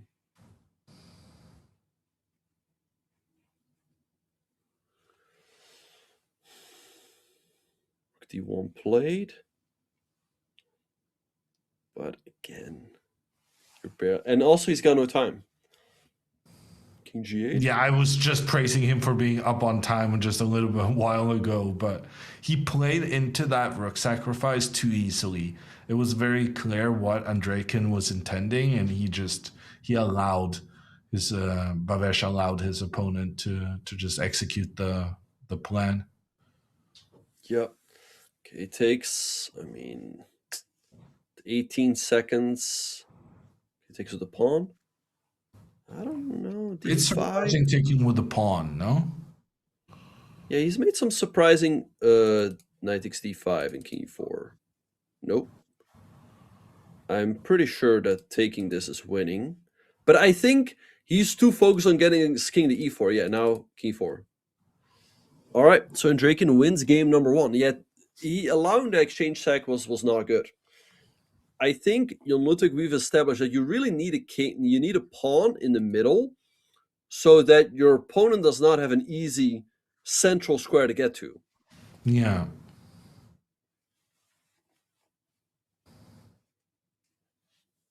Okay, so what do we think about this opening? At least he's putting the pawns in the middle, right? Yep. I'm not sure about the fianchetto and how it works around the... Oh, he's really just putting all the pawns in the middle here, Andrakin. He is going for e5. I like this for black. He has more space. And, you know, on a good day, 5, king of 7. Probably too early for now. Oh. Sacrificing d5, but you get b2 in return. Hammer, are you a big fan of the London system? I like beating it, but it doesn't happen very often. Nice. d4, nice move by Andrakin. At least in normal chess, I would like it a lot. In King of the Hill, always difficult to say how these things play out. Yeah, no, I'm not convinced it's such a good idea. Whose king is getting in here quicker? Bishop c4. I think a nice move to stop. I was gonna say bishop e6, but I like black here. But it's Yeah, no, bishop e6 was a fantastic move. If the bishops trade now, then black's king has a very clear path on the diagonal toward d5. That was a fantastic move by Andrakin, and it's going to win him the game. Yeah, I don't think you can take. Black recaptures, goes king of 7, e5, king e6, and that king lands on d5 very early, so very quickly. Bishop e5, f5, yeah. King of 7. Not sure I like this f5. There were so many pawns you could just gobble up. But we don't care about pawns. We care about the king of the hill. King Yeah, of but 7. look at the white rooks now through the center of the board. Like, this could potentially be dangerous, no? You have to go bishop takes pawn on the queen side, I think. Yeah, I agree with you. Perhaps he got carried away a little bit with the, king of the hill idea. Bishop takes a2 played. All right, now white can perhaps come in with a rook. White needs to go like g4, I think. And king g2, yeah? Yeah, just get the king up. And also try and create some weaknesses around the black king side. Yeah, because now Andrakin is getting a rook trade, which is very, very nice for him. Yeah, and also white's having some back rank issues. I mean, this bishop on h2, it's nice that it's nicely tucked in, but you're also taking away this escape square from your king. Okay, do we go rook a1 here? Bishop c2 played. Rook c1. Bishop d2, maybe. Bishop b2. Well, if bishop to d2, then he's not getting a rook trade anymore. Mm-hmm. By the way, I've seen 2 people ask this in the chat. They've been asking if you're going to return to streaming. What do you... Me? Yes. I've been thinking I should stream a bit more, but I don't think I'd necessarily stream chess, which is... people are frustrated when they see me online and they're like, oh, yay, Hammer. And then they tune in and I'm playing some random game.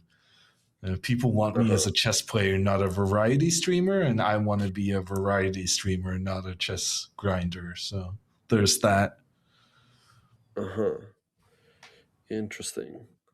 All right, well, let's focus on the game. So bishop b6. King h8 wins material, and you still keep a pretty clear path for your king. I think this should just be winning for Andrakin. how many games in a row has he won now? He won the tiebreaker. He won the first one of this reset. And now he's about to win a third in a row. He kind of cracked the code or something. He didn't seem that impressive early on today, but at the end now he's been destroying people. He really got the hang of this this variant. Yeah, no, like I said, I think he's become much more aggressive. Oh, that's a... Wait, did he mouse slip? Because this would have picked up a rook. Yeah, and that king makes it to c4, but not to d5, so that's surprising to me. Probably also, gonna by the work out for way, him anyway. check here, take king of 6. Looks winning to me. Takes king g2. He's gonna win anyway. It's 5 seconds remaining, Benjamin. Oh yeah. And regardless of whether he could have won more easily, Andreykin is up by 2 points, 2-0 in the reset. And yeah, he now only needs a draw. He has the white pieces, which he's been so punishing in this match. He has, I think, 7 white wins in a row. Do fact check me on that, people. But with the white pieces, he has been a force this last hour. And I think he's going to be the champion now. Yep, I think so too. I mean, Banesh is in a really tough spot now. He needs to win 2 games in a row and then win the overtime. What do we think about this position right here? I kind of like it for Andreykin simply because he has more space. We've talked so much about it. The extra space counts for so much here.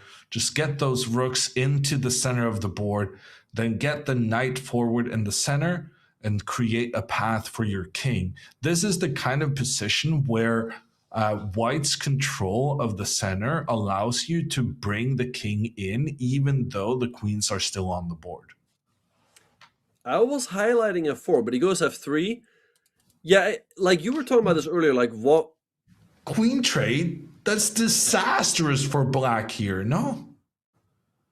Yeah, but the rook on c2 is keeping the king on g1 at bay. Worst case, you go rook e2, no? Okay, I think you absolutely, cannot trade. But I think you go king f2 anyway. Yep, and he goes for it. King e3. Oh, doesn't. No, but again, I think with king at the hill, very often you just go for it. And then at some point with your king being so close, there's going to be tactics. Now, do not go for it, because that would lose the queen. Okay, take rook c8 makes sense, but knight c6. Okay, bishop e5. Okay, king e3. Because bishop d5. a4. Oh, but can you go? I think you could seriously consider it at least. King e3, bishop e4, takes on c8. He plays it safe, but that could backfire. I mean, you make a very good argument for just ignoring the opponent's threats and creating your own.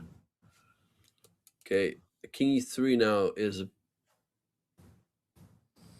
Okay, rook c2 maybe? Yeah, rook c2 seems sensible, trying to challenge that control of the open file. I believe, by the way, this is the second time we've reached this position. Let me... Okay, and he deviates to rook c3, bishop f1. Why are we trading bishops? Does that not misplace our rook? If rook a3, do we have to defend, or do we have... Nah. I think you just have to defend for now, yeah. Andreykin, one thing that is very noticeable in his play is that he doesn't get bogged down in these kind of, can I do some trickery? He just, if he can play a safe move, he will do that and not waste too much time. King e2 played. I think he wants to go knight d3. and then move the king up. G4, stopping G5, stopping G4 from black. Black needs to get the knight involved. Knight to E8 to D6 seems logical. Trying to get that knight to the... Wow. Oh my gosh. Sacrifice a piece, but does this work? I don't think so. E3 next. Yeah, it's not just that you're down a piece, it's that your opponent still has these freaking ideas about getting the king up in the center. Queen b3 check play, but take the king f7. Not sure about this. No. Oh, not that one. That's over. We have a champion, Dmitry Andreikin, 3-0s, the final reset. He has struggled through the loser bracket. It was not an easy tournament for him, but boy, did he show up in that bracket. He beats Not Minto 3-1. He takes down the reigning champ Mitruba with 3-2. He destroys Kanan in 3-0. And then the tiebreak win 3-2 in the grand final and sweeps the reset. What a performance from Dmitry Andreikin in that when he first got that one loss in the matches and had to win the rest, he was flawless. He absolutely was. Yeah, he really improved his play throughout the championship. I think, like I said, he became more aggressive with his king, and yeah, impressive comeback by him, and we're looking at a deserving champion here. Yeah, he is the highest rated player I think we've had in these knockout championships of the variants, but he proved that chess skill can take you very far in this variant, but also that he was, like you're saying, Benjamin, he learned as the tournament went on. Mm-hmm.